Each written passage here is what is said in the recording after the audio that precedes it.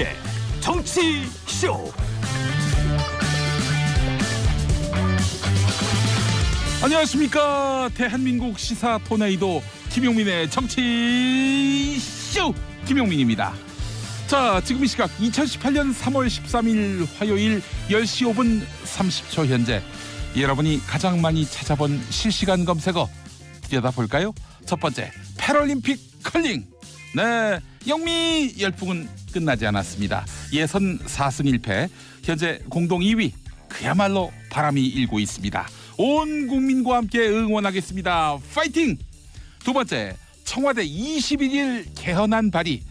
문재인 대통령이 다음 주 수요일 개헌 발의권을 행사하기로 했습니다.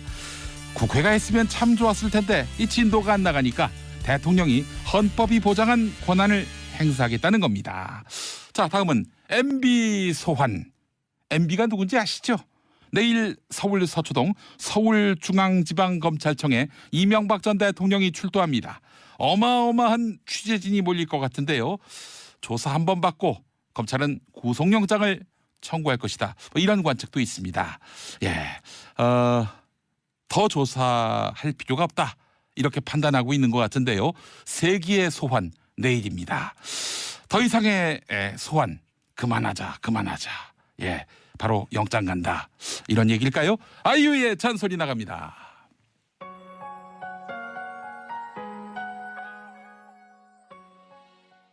신과 함께 달리는 영험한 김용민의 정치쇼.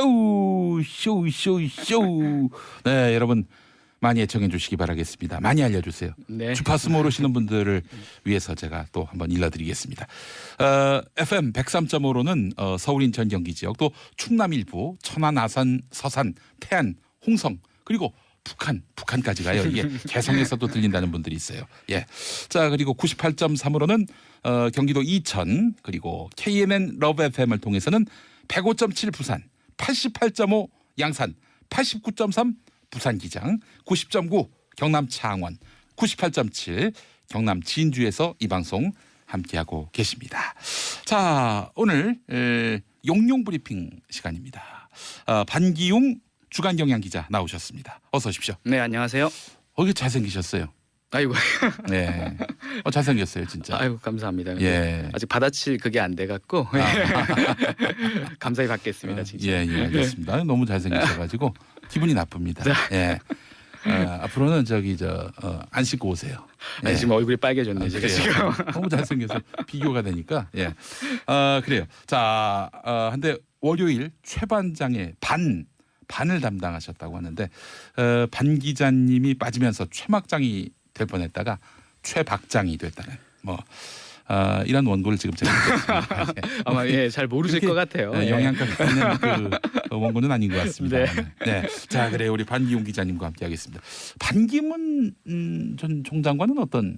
좀 가까워지고 싶은 이제 먼 친척이죠. 먼 친척. 예. 대한민국에서 반 씨는 이게 하나라고 보셔도 무방합니다. 예, 알겠습니다. 아주 좋은 시대 올 뻔했었네요. 예. 자, 그래요. 오늘 첫 소식 뭐 준비하셨습니까? 경찰이 이제 댓글 공작에 보수단체 7만 명을 동원했다는 그 보도가 좀 있어서 그걸 좀 준비해봤는데요. 예. 이명박 정부 시절이던 지난 2011년, 12년 당시에 경찰이 내부 요원을 통해서 정부 정책에 대한 지지 댓글을 단 정황이 자체 진상조사를 벌인 결과 확인됐다는 소식 어제 브리핑에서도 전해드렸었는데요. 예. 여기에 그치는 게 아니라 경찰이 인터넷 보수단체를 동원해 조직적으로 인터넷 여론조작 대응팀을 구성하려고 했던 사실이 추가로 드러났습니다.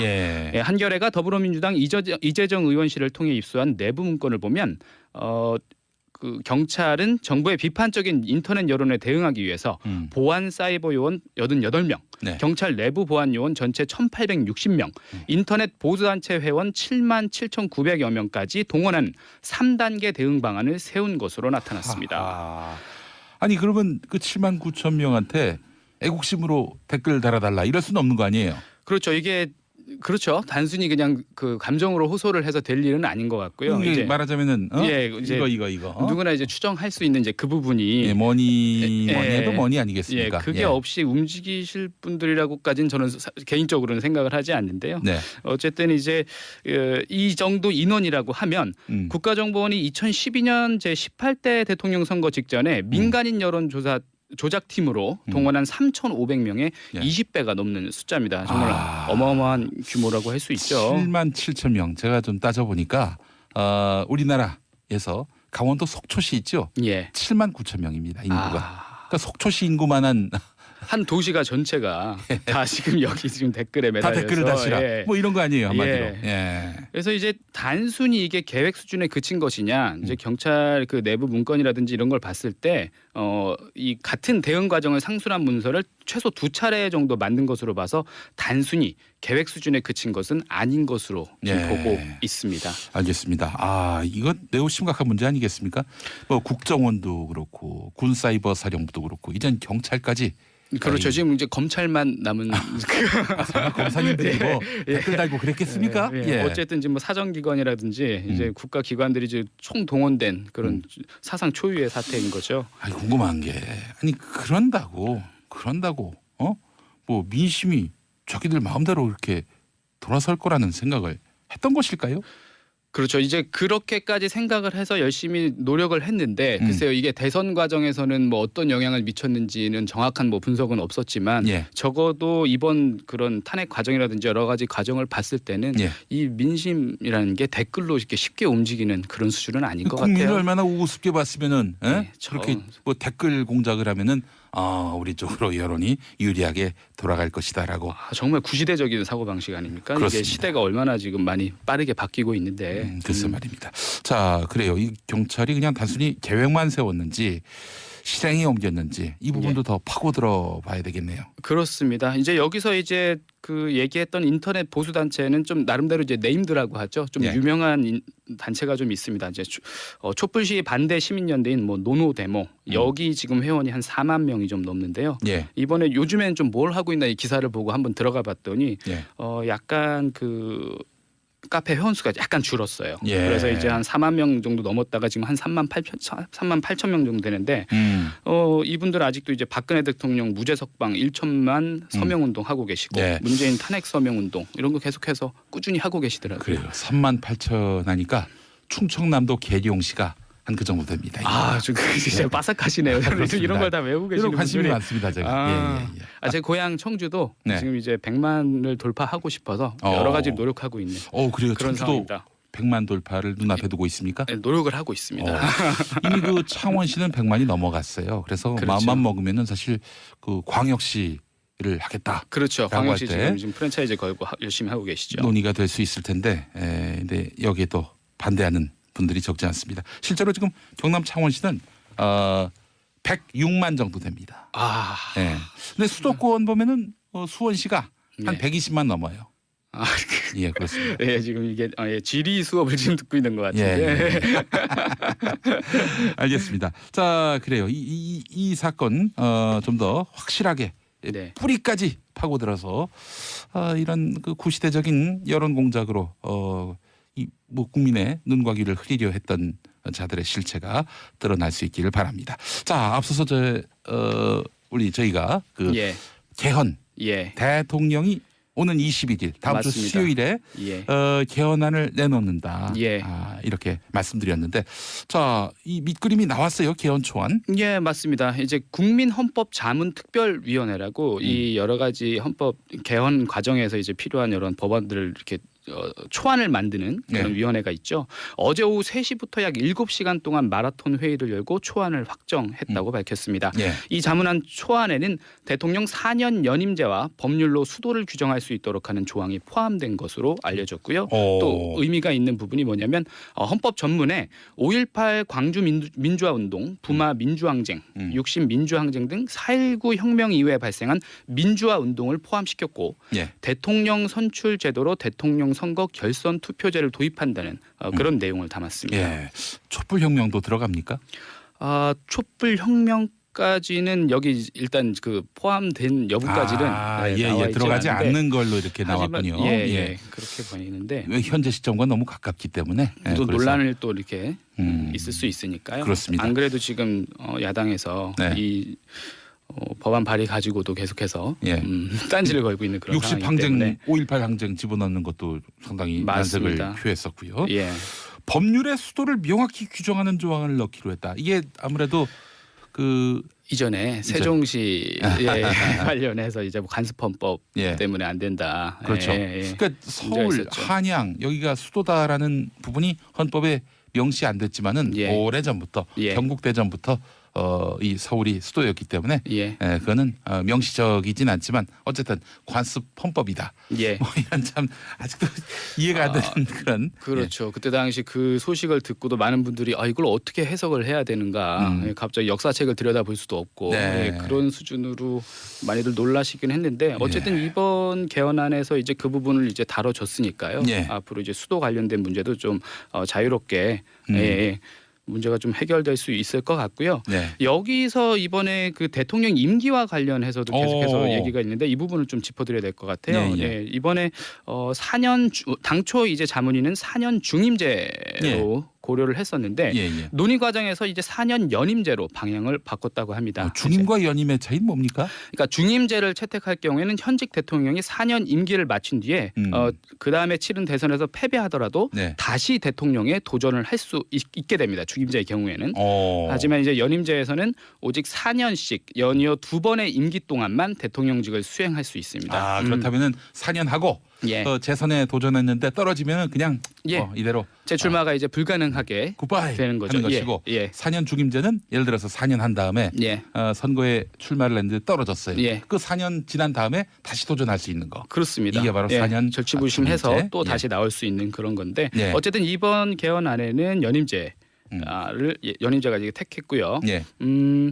그 현행 이 부분 또 궁금해하실 분들이 있을 것 같아서 현행 헌법상 대통령의 임기 연장 또는 중임 변경을 위한 헌법 개정은 그 헌법 개정 제안 당시 대통령에 대해서는 효력이 없다라고 지금 규정이 돼 있거든요. 조항이. 예. 근데 이 조항은 개정 대상이 아니기 때문에 예. 이번 개헌안이 통과가 돼서 네. 정부 형태가 4년 연임제로 변경이 되더라도 네. 문재인 대통령은 연임을 할 수 없게 됩니다. 이게 오해하시면 안 될 게 문재인 대통령이 대통령 더 하려고 개헌하는가 보다 이렇게 생각하면은 굉장히 무식하다는 얘기를 들을 수 있다. 맞습니다. 그리고 요새 그 뉴스를 이제 자세히 보시면 제목이 좀 약간 이 개헌안 관련해서 좀 비판적인 그 기사를 쏟아내는 그런 일부 몇몇 그 기사를 보면 마치 이제 제왕적 뭐 이런 단어를 써서 대통령이 그리고 또 시진핑의 뭐 종신 뭐 이런 단어랑 이제 매치를 시켜놓는단 말이죠. 이 기사를. 그러면 문재인 대통령이 이걸 한번 대통령을 더 하고 싶어서 개헌을 하는 거 아니냐라고 이제 오해를 하실 수도 있거든요. 이렇게 대충 훑어서 보시면 이제 그런 게 아니라는 사실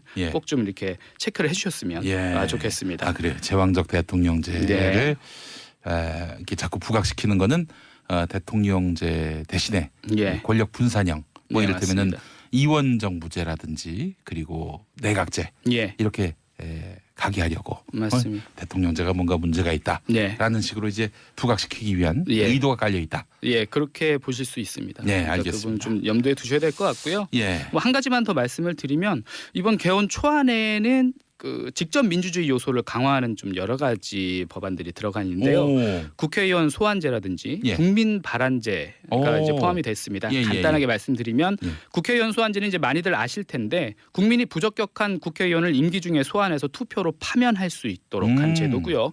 국민 발안제는 국민이 직접 법률안이나 헌법 개정안을 발안할 수 있도록 하는 제도입니다. 그러니까 간접 민주주의보다는 조금 더 이제 참여할 수 있도록 직접 민주주의 요소를 좀 강화했다 이렇게 볼 수 있습니다. 실제로 그 대통령도 탄핵해서 내쫓을 수 있는 판에 국회의원은 뭐 무슨 이 시체말로 용가리 통뼈입니까? 그렇죠. 이분들을 어떻게 날릴 방법이 없어요. 지금 하는 행태를 보면 정말 답답한 분들 몇 분 계신데 그런 부분까지도 이제 개헌안이 잘 통과가 되면 해결할 수 있도록. 누구를 날리고 싶습니까? 이 모양으로 말씀해 주세요. 이 모양으로 얘기했습니다. 여러분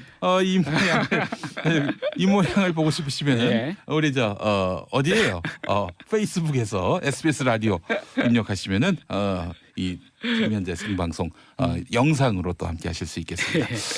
자, 시진핑 중국 국가주석 이야기 하나 짧게 해볼까요? 어제 정의용 청와대 국가안보실장이 중국을 방문해서 시진핑 중국 국가주석을 만났죠. 예. 그때 시진핑 국가주석은 베이징 인민대회당에서 정의용 실장을 만난 자리에서 북미 대화를 지지한다는 공식 입장을 내놨습니다. 그래서 시 주석은 여기서 고사성어를 하나 꺼냈죠. 예. 그 지석이면 금석도 쪼개진다. 이걸 언급했는데 그게 뭐예요? 사자. 이거를 좀 풀어서 이제 얘기를 해석을 해주면 예.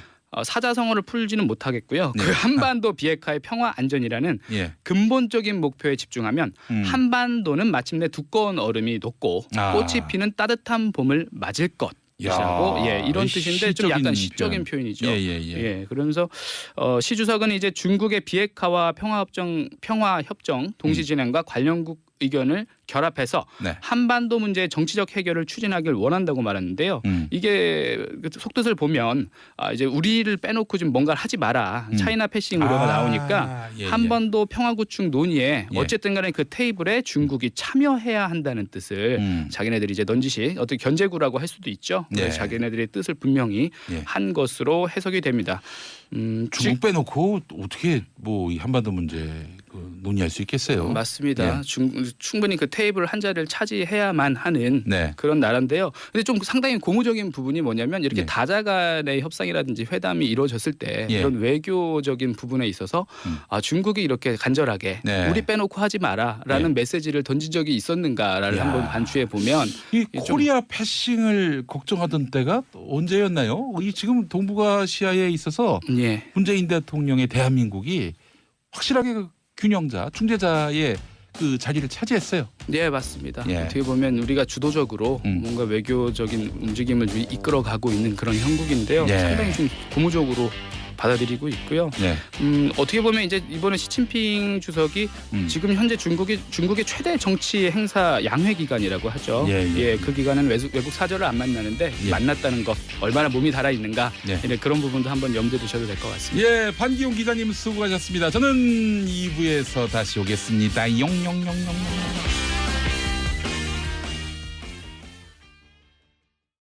김용민의 정치쇼 2부 시작하겠습니다. 여성의 시각, 엄마와 언니의 시선으로 뉴스를 고르고 분석해드리는 시간. 언니 뉴스로 함께하겠습니다. 자, 오늘도 세 분의 언니들 모셨습니다. 양지열 언니 어서 오세요. 이게 어찌돼요? 이게 엄마와 언니의 시선은 뭡니까? 도대체 왜 제가 여기 있죠? 변호사계의 엄마. 언니로 하시죠. 김엄마. 음악의 어머니가 있고 뭐 음악의 아버지가 있듯이 변호사의 어머니 뭐 이런 거. 새로운 얘기를 또 이제 언니에서 엄마로 승진시켜 주시는 거예요? 마음에 안 드시면 이모로 해도 상관이 없습니다. 양이 뭐 이상하다. 알겠습니다. 우리 양지열 변호사님 나오셨고요. 고맙습니다. 자, 그리고 중앙일보 고란 기자님 어서 오십시오. 네, 안녕하세요. 네, 반갑습니다. 아이고 참 오늘 이렇게 머리를 묶으셨는데. 네, 머리를 안 감아서. 굳이 자백 안 하셔도 돼요. 그런 법칙이 있습니까? 얘기 안 해도 돼요. 네. 제발 저래요. 너무 솔직하시다. 그러게요. 우리 고란 기자님 오셨고, 자 지난주 못 오셨던 최민희 의원님 어서 오십시오. 안녕하세요. 반갑습니다. 네. 지난주에 못 오셨어요. 지난주에 뭔가 커뮤니케이션이 잘못돼가지고. 그렇군요. 등촌동 SBS로 가라고 전화 받으신 뭐 거예요. 어쨌든 그래가지고. 그래요? 목동으로 오셔야 되는데. 농담이. 이런 농담을 그리워하는 분들이 많더라고요. 이런 아재 개그. 그래서 한번 해봤습니다. 자, 이 정치권 이슈부터 한번 살펴보려고 하는데 민주평화당과 정의당이 이제 손을 잡았습니다. 원내 교섭단체를 꾸리게 됐는데 절묘해요. 이쪽은 16석, 또 다른 쪽은 6석. 딱 20석. 한 명이라도 빠지면 이 교섭단체는 그냥 뭐 와야 되는 거 아니겠어요? 그렇죠. 그래서 지금 현재 국회 교섭단체 수는 3개입니다. 민주당, 자유한국당, 바른미래당.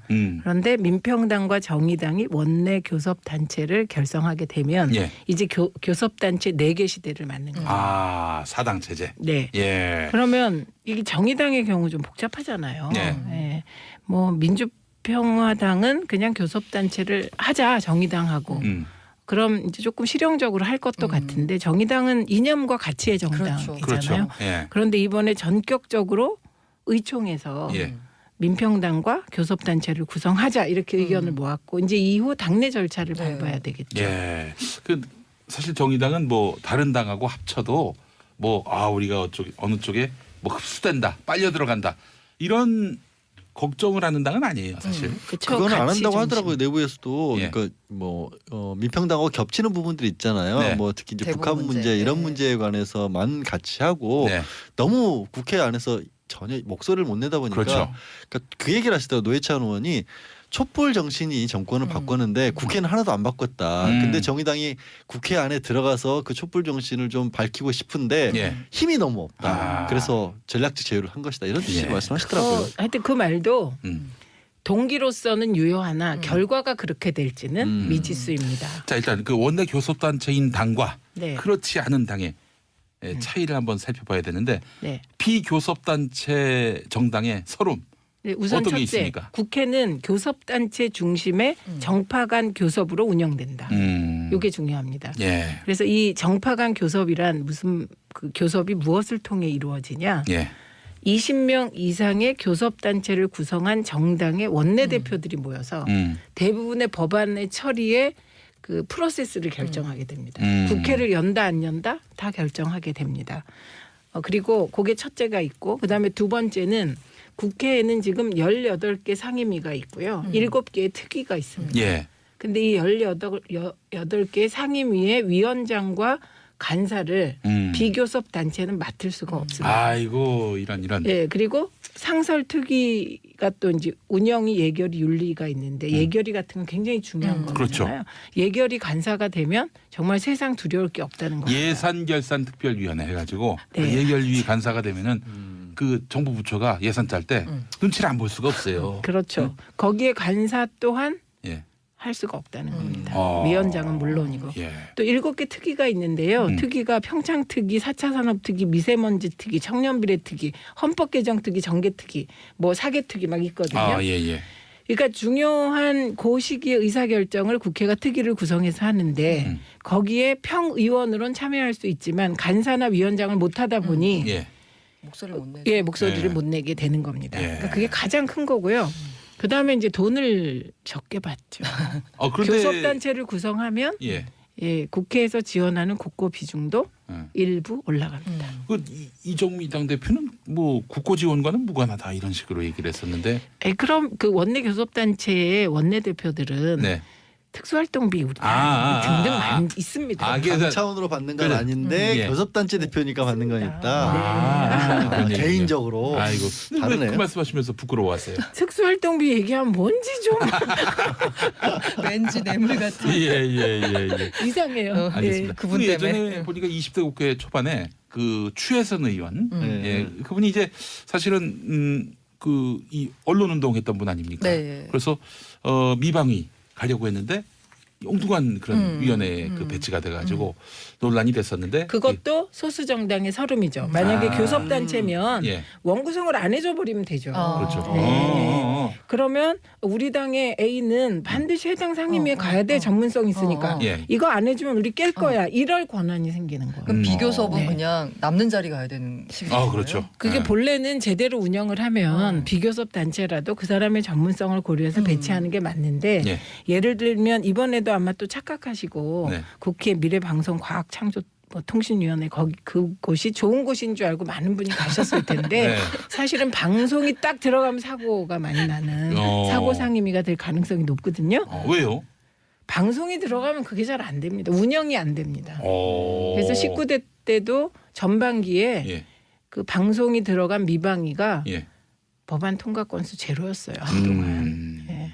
저것도 있어요. 사실 그 미방위 국회의원이 거기서 이제 바른 소리 냈다가 그 방송사의 주무 그 상임위원회 아닙니까? 네. 그 방송사에 미포이면은 그게 또 피곤해져요. 저요. 찍히는 거예요, 벌써? 저요.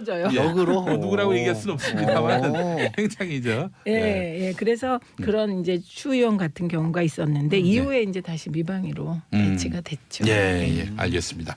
자, 그래요. 이 앞으로 민평당과 정의당 어떤 또 존재감을 보일지 한번 봐야 되겠고 이용호 의원 같은 분 국민의당이 이제 바른정당과 합당하면서 난 거기 안 간다 하고 무소속으로 빠졌는데 이거 저 민평당하고 정의당이 그 합치면은 나 거기 가겠다. 이런 이야기를 해서. 예, 근데 요 상황을 놓고 법률권, 범야권 이렇게 자꾸 언론이 분석하잖아요. 네. 그건 분석이 틀린 겁니다. 예. 왜냐하면 범야로 나누면 바미당의 존재를 인정하지 않는 거예요. 바른미래당은 거대 야당, 거대 여당 이 양쪽을 뭐 적대적 공생이라고 하면서 네. 새로운 영역을 개척하겠다는 거예요. 그렇죠. 그래서 범야는 의미가 없고 앞으로는 사안별로 뭉치고 네. 흩어지고 예. 그러니까 이제 국회가 되게 다차방 정식, 이게 고차방 정식은 아니고요. 국회는 네네. 예. 다차방 정식. 예. 네, 그렇게 운영될 것 같습니다. 그 사실 진짜 그 저기 예를 들어서 법녀 이러면은 그 규모가 큰 당들은 상관없지만은 규모가 작은 범야당은 이중대로 그냥 몰려요. 들러리죠. 네. 들러리인데 근데 들러리 안 하는 건 좋은데 이제 그냥 국민 한 사람으로서 아주 단순한 걱정이 네. 그래서 이제 어떤 소수 정당으로서의 목소리를 내보겠다고 각을 세우거나 그러니까 정치적 이유에서의 어떤 뭐 좀 불편하게 만드는 경우 이런 경우들은 국민 볼 때는 더 국회 안 움직일까봐 걱정이 그러니까 안 될 수가 발목 없어요 잡기 사실은. 아닐까 날 수 있지 않느냐 예. 그런 거죠. 네. 그러니까 뭐참 두 당의 일종의 어떤 이것도 정계 개편 아닙니까? 아 그렇죠. 이건 국민에 의한 정계 개편이에요. 예, 그러니까 예, 일종의 정계 개편인데 그것도 일부는 맞고 일부는 틀려요. 아, 왜냐하면 그러면은? 원내 교섭단체는 통합이 아니고요. 네, 그러면은 저 예. 범정계 개편으로 하겠습니다. 범정계 개편으로. 네. 아니 그러면 원내 교섭 단체를 했을 때 얻는 이점이 있잖아요. 그럼 그 단점은 없나요? 단점은 별로 없어 보입니다. 왜냐하면 그건 당내 분란이 단점인 것 같고요. 그렇죠. 왜냐하면 정의당이나 민평당이나 교섭단체를 구성한 거는 통합이 아니기 때문에 이 교섭단체를 구성해서 상임위 구성해서 조금 더 이득을 보겠다. 그다음에 특히 중요한 게 정파 간 교섭의 창구로서 나도 4분의 1로 그 테이블에 앉겠다. 이게 가장 중요한 거예요. 예, 알겠습니다. 자, 내일 어마어마한 그런 그 이 뷰 포인트가 무슨 일 있어요 내일? 서울 서초동 서울중앙지방검찰청 앞에서 그런가요? 펼쳐집니다. 예. 9시 반. 9시 반. 예. MB 예. 이명박 전 대통령이 이제 소환이 되는데 그거 가려면 비표 받아야 된다고 새벽 5시에 검찰청 앞에 기자들 그래요? 줄 서야 된답니다. 야, 예. 알겠습니다. 예. 아이고, 하여튼 통제를 다 한대요. 네. 아무도 못 오게. 아무도 못 오게. 예, 그 큰 건물을 한 사람만을 위해서 그 큰 건물을 다 비우는 거죠. 이거 특혜 아닙니까? 특혜죠, 엄청나. 그분이 누굴까요, 근데? 예. 뭐 MB다. 똑같아요. 소름 끼쳤어요, 와. 순간. 자, 이명박 전 대통령. 네. 근데 저도요 예전에 한번 이 모 케이블 방송의 노조 사무국장에다가 우리 사장님으로부터 피소가 돼가지고 검찰에 이제 소환된 적이 한 번 있었는데 2003년 1월이었습니다. 네. 정말 뭐 무슨 구속될 일은 아닌데 그 전날부터 바들바들 떨면서 이게 진짜 잠잠이 안 오는 거예요. 그렇죠. 그 검찰청 가는 건요 네. 이상한 게요. 예. 저는 일하러 가도 기분이 별로 안 좋아요. 그래요? 그러니까 뭐 내가 추구받는 수사를 것도 없이. 받는 게 아니라 예. 그냥 일을 하고 수사 받는 의뢰인의 뒤에 앉아 있으러 갈 때조차도 예. 기분이 좋지 않아요. 경찰이나 검찰. 전 거기 결혼식장 가는 것도 그닥 기분이 좋지 않은데 거기 결혼식장도 있습니까? 결혼식장 있습니다. 그렇군요. 그러게요. 아유, 예. 심지어 그런 정도인데 보통 그래서 이제 손님들 제 입장에서 손님이고 피의자분들 같은 예. 경우에는 예. 여러 가지 분들이 계시긴 하지만 그 중에 정말 변호사를 들들들들 볶는 분이 계세요. 어떤 생각을 하시냐 해서 그러냐면 예. 내가 같은 법조인의 법률가인 변호사를 주장을 해서 설득을 할 수 있으면 검사도 설득할 수 있을 것이라고 착각하는 분들이 계세요. 그래서 야 이거는 이렇게 얘기하면 되는 거 아니야?라고 자꾸 변호사한테 물어보는데 영 아니거든요. 들어보면 예. 막 고집을 부리시는 거예요. 그래서 이제 그 전날까지 변호사는 그렇게 얘기하시면 큰일 납니다. 뭐 이런 얘기를 많이 강조할 때가 있고 예. MB. 뭐 모든 걸 포기하고 수결하게 가시는 분도 가끔 있긴 하죠. 예. MB는 후자는 아닐 것 같아요. 아니요 절대. 왜냐하면 지금 나오는 얘기는 나는 전혀 모르는 일이다라고 부인을 하고 있는 입장이기 때문에 숙연하진 않을 것 같고 어쨌든 되게 이 정도 의혹이 제기된 액수 예를 들어서 뭐 개인적인 뇌물만 해도 한 100억이 넘는다고 하고 예. 전체로 따지면 뭐 300억 가량 횡령이나 이런 게 된다면 보통의 경우에는 내일 이제 가서 뭐 긴급 체포해서 바로 구속으로 이어질 가능성이 높다라고 보니까 그래요? 아니요 보통의 경우 보통의 경우. 보통의 경우 오해하시면 안 됩니다. 예, 지금 보통의 경우 현재 제기된 혐의만 보면은 보면 300억이잖아요. 예. 액수가. 이거 뭐 긴급 체포감인데. 근데 예. 이제 전직 대통령이기 때문에 네. 그렇게 될 가능성이 그렇게 높지는 않거든요. 하여튼 예, 예. 그래서 이런 경우에는 한 10억대만 넘어가도 일반 피의자분들 같은 경우에는 소환되면 바로 구속될 가능성이 높다라고 생각을 해서 주변 정리에 좀 들어가죠. 네. 뭐 여기저기 연락도 하고 뭐 예. 그런 경우죠. 예. 근데 지금 뭐 또 일각의 얘기는 한번 조사받고 예. 돌아와서 금명간 영장을 칠 것이다. 그러니까 이게 지금 말씀드린 것처럼 검찰도 고민스럽긴 한데 지금까지 나오는 얘기는 난 모르는 거다. 뭐 특수활동비를 받은 것들 국정원으로 받은 것은 그런 시스템이 있는 것 자체를 몰랐고 그냥 예. 부하 분질의 일탈이었다라는 거고 다스는 내가 전문 경영인이다 보니까 우리 형님이 운영하는 건데 그냥 도움을 준 거다. 그리고 내가 현대 출신이니까 당연히 연결 정도는 시켜줄 수 있는 거 아니냐. 지금 현재 그런 주장을 하는 분은 본인하고 본인 아들밖에 없는 것 같아요. 아 그럼에도 불구하고 어찌됐든 예, 예. 아까 얘기했잖아요. 예. 그렇게 열심히 주장을 하면 설득할 수 있을 것이다라고 예. 많이들 믿으시거든요. 예, 예. 믿으시고 또 일부 최근에 충격적인 얘기들이 이제 사기업들로부터 이제 빵집에서도 한 2억 원을 받으셨고 그다음에 지금 최근에 이제 예, 예. 법정관리 하필이면 들어갔죠. 조선소 성동조선 같은 성동조선. 경우가 그때 한 10년 전부터 계속 삐걱삐걱 됐잖아요. 근데 그런 업체로부터 돈을 받았다는 게 나왔는데 그것도 그냥 정치자금을 그러니까 당선 축하금조로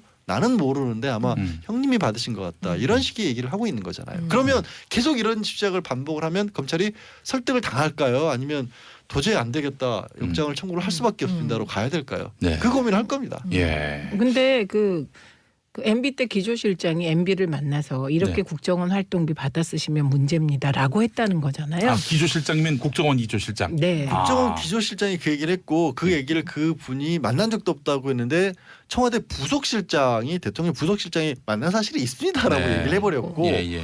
그다음에 이제 기획관이라고 타이틀을 원래는 이제 비서관이라고 하는데 없는 타이틀을 만들어서 달아줬잖아요. 김백준 전 기획관 같은 경우에 예. 그분과조차도 처음에는 기억이 잘 안 난다고 하셨다가 분명히 내가 받았고 사실은 내가 국정원에서 받은 것도 있지만 국정원 돈이라면서 이명박 전 대통령이 또 받아서 다른 사람에게 전달도 해줬다는 얘기까지도 네. 했거든요. 그러니까 주변에 측근 내지는 가장 가까이서 돈 관리했다고 했던 사람들은 다 돌았었어요. 이게 이제 이명박 전 대통령이 아주 특수한 상황입니다. 가족 빼놓고 형님 빼놓고 예. 형님 사위 아들 빼놓고는 다 돌아서 버렸어요. 네. 근데 뭐 그런 얘기 들었는데 뭐 어디서 나온 얘기인지 모르는데 뭐 이면 계약서가 있는 것도 아니지 않느냐 하면서 다스는 내게 아니다라는 걸 MB 거다라고 입증할 수 있는 뭔가가 없다라는 게 없을 수 이제 있어요. MB 측의 생각이라고. 그거는 이제 왜냐하면 다스 쪽만 놓고 봤었을 때는 여전히 그런 문제가 있고요. 실제로 아무리 큰 돈이 왔다 갔다 할지라도 실제 소유주가 만약에 이명박 전 대통령이에요. 그러면 분명히 범죄죠. 그 자기 회사라고 해도 주식회사 돈을 빼낸 건 그럼에도 자기 돈을 자기가 뺐다라는 것 때문에 도덕성 같은 것에서 큰 타격이 없을 수는 있어요. 예. 근데 최근에 불거진 것들 있잖아요. 예. 이게 다스를 하다 보니까 왜 다스 소송에 김백준 청와대 네. 기획관 이름이 들어가 있지? 그래서 김백준 기획관을 추궁하다 보니까 다스 소송에 삼성도 들어와 있네. 추궁을 하다 보니까 삼성만 들어온 게 아니라 다른 기업들도 돈을 또 받으셨네. 이게 줄줄이 나온 거거든요. 그래서 다스 말고 나머지 것들이 사실은 더 심각해요. 예. 이명박 전 대통령이 전직 대통령이 아니라면은 뭐 검찰이 고민할 필요가 없을 것 같아요. 그렇죠. 예. 그것도 사실 전직 대통령이 아니었다면 이런 어마어마한 규모의 이런 혐의들이 가능했겠는가 하는 생각도 들고 말이죠. 예. 그 대통령을 이게 사실이라면 대통령을 왜 하셨을까? 목적이 무엇일까? 네. 고개를 갸웃거리게 되고 뭐 고개를 왜 갸웃거려요? 그거 하려고 그 대통령이 되신 거 정두원 아닙니까? 전 의원이 얘기를 뭐 그렇기도 하고 이제 네. 주변에 또 뭐 김백준 전 기획관이라 이런 분들이 돌아서게 된 이 얘기 중에 하나가 이유 중에 하나가 주변에는 이명박 전 대통령이 우리 정권 그냥 지난 정권에 있어서 돈과 비리와 부정부패와 무관한 정권이라는 점을 굉장히 강조를 했고 예. 그래서 측근들이라고 했던 정치적으로 모였던 분들도 재임 이후에 속된 말로 챙겨주는 것도 전혀 없었거든요. 예. 그게 서운하면서도 이게 도덕적으로 결백하니까 우리는 지키겠다 명예를. 예. 근데 알고 보니 본인만 안 그랬다라는 게 음. 주변 사람들에게 더 충격을 주고 있다는 거 아니에요? 결국에는 지금 다 MB가 시켜서 한 거다라고 증언하는 분들은 만약에 MB가 시켜서 한 것이다라고 얘기하지 않는다면은 자기가 다 뒤집어 써야 되는 거 아닙니까? 그렇죠. 네. 그거는 뭐냐면 대통령을 등에 업고 예. 몇 억을 호가호위한 내가 거다? 했다라는 거는 죄질이 아주 나쁜 경우가 되는 거죠. 그러니까 사실 이명박 전 대통령으로서는 이게 굉장히 고약한 국면에 지금 놓여 있는 거예요. 진퇴양난인데 네. 그걸 뭐 부정하고 뭐 이념적 결집을 통해서 정치 투쟁을 하고 네. 뭐 이렇게 해봤자 소용없을 텐데 다스의 경우도요. 실소유주로 되어 있는 이상은 씨나 김재정 씨의 처나 네. 그러니까 다스에서 지금 자금이 비자금이 조성되고 이게 횡령이 벌어졌을 때 네. 만약에 MB가 시키거나 MB가 실소유주가 아니면 이상은 씨나 김재정 씨 처가 책임져야 되잖아요. 그렇죠. 예, 예. 예. 자, 그래 지금 말씀하신 분은 우리 최민희 전 의원이시고요. 예. 양지열 변호사님 또 말씀하셔야 되는 국면인 것 같습니다. 갑자기 진행을 다시. 갑자기 어제 우리 고위층께서 예. 그게 라디오니까 목소리를 헷갈릴 수 있다. 예. 사람 이름을 얘기해 줘야 된다. 네, 말씀을 해주셔가지고 이번에는 그러면 저는 양지열 변호사고요. 예. 유일한 남성이고요. 예, 양언니 예. 왜 그러세요? 분명히 문제가 되죠. 그 부분이 예. 똑같은 겁니다. 조금 전에 김백준 전 기획관이나 다른 사람들이 청와대에서 돈을 받은 것도 마찬가지인 것처럼 예, 예. 측근들 역시도 다스의 전 사장 같은 경우는 그래서 돌아섰죠. 내가 책임질 수 없다라기 때문에. 근데 지하철 공사 사장하셨던 분. 하셨던. 예. 근데 친인척들 같은 경우에는 갈등이 더 심할 수밖에 없죠. 그렇죠. 형님들이기 때문에 예. 뭐 어차피 또 연세들도 많으시고 예. 또 이게 끝까지 그래도 내가 동생을 지켜주는 게 낫지 않을까 생각을 하실 수 있겠죠. 예, 저는 참 이게 기본적으로 그 저의 큰형과 저의 처남이 나 몰래 통업을 했다? 그렇게 해서 다스가 만들어졌다는 거 아닙니까? 아니 이게 어떻게 근본적으로 이게 의심이 안 가나? MB 실소유 의혹이 거기서부터 이미 사실 불거질 수밖에 없는 건데 아니 그에 아니, 대해서 뭐 다들 이른바 스킵을 했는지 고생들을 하셔서 예. 서로 돈에 이렇게 관대하다는 거 아니에요? 형제간들의 그 동거래. 이제 그때 그 이명박 전 대통령이 박근혜 전 대통령과 함께 2007년에 후보 검증 토론회 그 2007년 7월에 했던 건데 그거 보면은 뭐 저 몰래 둘이 만나서 뭐 사업을 논의했습니다. 이렇게 얘기를 했는데 아니 저 이야기가 과연 설득력이 있는가? 뿐만 아니라 그 MB의 아들 이시영 예. 그 대주주의 아들도 아니고 오직 그 큰아버지가 그렇게까지 조카를 챙기는 거 뭐 가능한가요? 능력이 있어서 기용을 했대요. 조카를 챙긴 것도 아니죠. 최근에 녹취록 보면 들어가서 이시영 씨는 큰아버지하고 그 사촌 형을 쫓아내려고 굉장히 큰 작업을 하거든요. 그러면 사실 챙겨준 거 배은망덕하네, 배은망덕. 그러면 주주의 아들도 아닌데 가서 주주를 쫓아내려고 마음대로 하고 이거는 근데 이상해진다. 그러면 이명박 전 대통령은 그렇게 아들이 들어가서 회사 내에서 갈등을 빚고 있는데 그냥 도움을 줬다? 예. 전문 경영인으로서 예. 뭘 도움을 준 거죠? 이건 제가 봤을 때 가족이 아니라 범가족이다. 그렇게 봐야 되지 않겠는가 하는 생각을 해봤습니다. 자, 오늘 김명수님, 양지열 변호사님 오늘 앞머리 뱅 스타일로 내리셨네요라고 하셨고요. 청순하다고 하셨습니다. 예. 자 그리고 김장호님 언니들 안녕이라고 하셨고 5968번 쓰시는 분 대전, 대구 주파수 좀 알려주세요라고 하셨는데 저기 이제 부산 KNN만 이렇게 부산 경남 지역에서 방송을 합니다. 대전은 TJB 대전 방송, 대구는 TBC 대구 방송에 전화하셔서 왜 우리는 러브 FM이 안 들리는가 이러면서 항의를 하시면은 어플로 들으라고 하겠죠. 예 그렇죠. 고릴라로 들으세요. 고릴라로 들어라라고 하실지 모르겠습니다. 자 압박을 좀 많이 가해주시기 바라겠습니다. 자 언니 뉴스는 계속해서 3부에서 이어가도록 하겠습니다. 이따 뵐게 용용용용용용.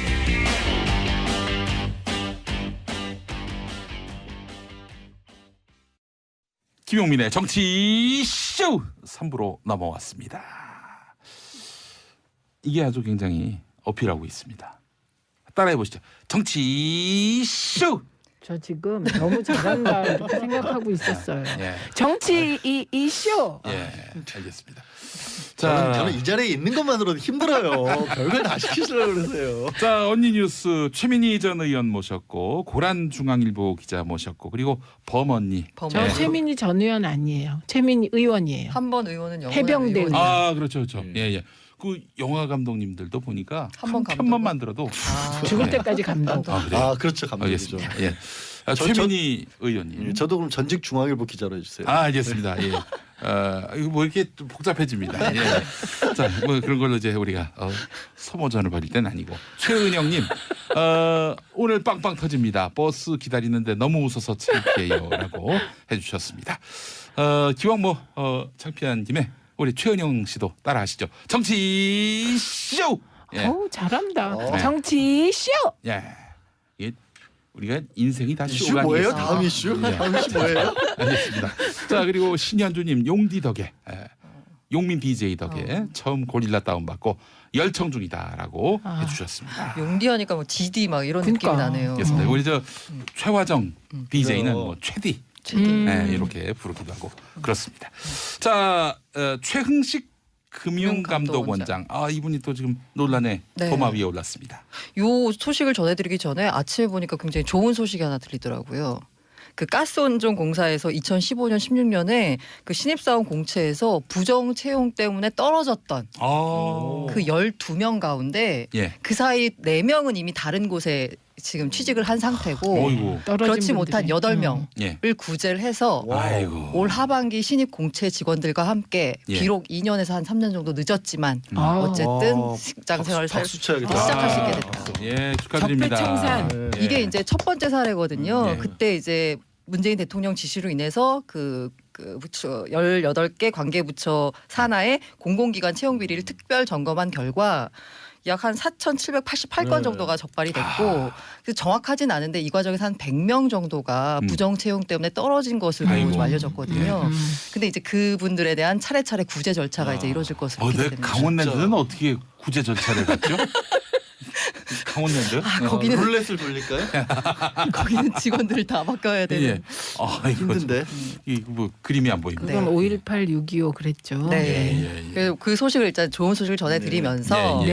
네, 참 잘했어요. 네. 예. 아유. 이렇게 이제 사회가 하나하나 이제 재기를 찾아가는 정상화되는. 정상화되는 단계인 것 같은데 이 과정에서 뭐 이분 입장에서는 억울할 수도 있겠지만 어쨌든 어제 최흥식 금융감독원장이 스스로 사임 의사를 표했습니다. 이게 그리고 무슨 사연이 있었던 거예요? 청와대는 오늘 그 사표를 수리할 예정이라고 하고 이게 사연을 하자면 이제 10일 그러니까 지난 토요일이죠. 토요일 날은 보통 이게 뉴스가 잘 안 나오거든요. 그렇습니다. 기자들도 쉬어야 되기 때문에. 예. 근데 주간조선 이게 주간지기 때문에 미리 만들었다가 10일쯤에 이렇게 뿌리는 거거든요. 통상 토요일 날. 주간지는 금요일에 마감해서 토요일에 인쇄돼서 일요일에 이제 배부가 네, 됩니다. 그런데 이제 인터넷이 되다 보니까 토요일 날 이제 그 주간지들의 인터넷 기사가 나오는 거죠. 근데 주간조선에서 보도가 하나 나왔는데요. 이 최흥식 금융감독원장이 2013년에 하나금융지주 사장으로 있었거든요. 그때 자신의 대학 동기의 아들이 하나은행에 채용을 지원을 한 걸 두고 네. 은행 인사 담당자에게 예.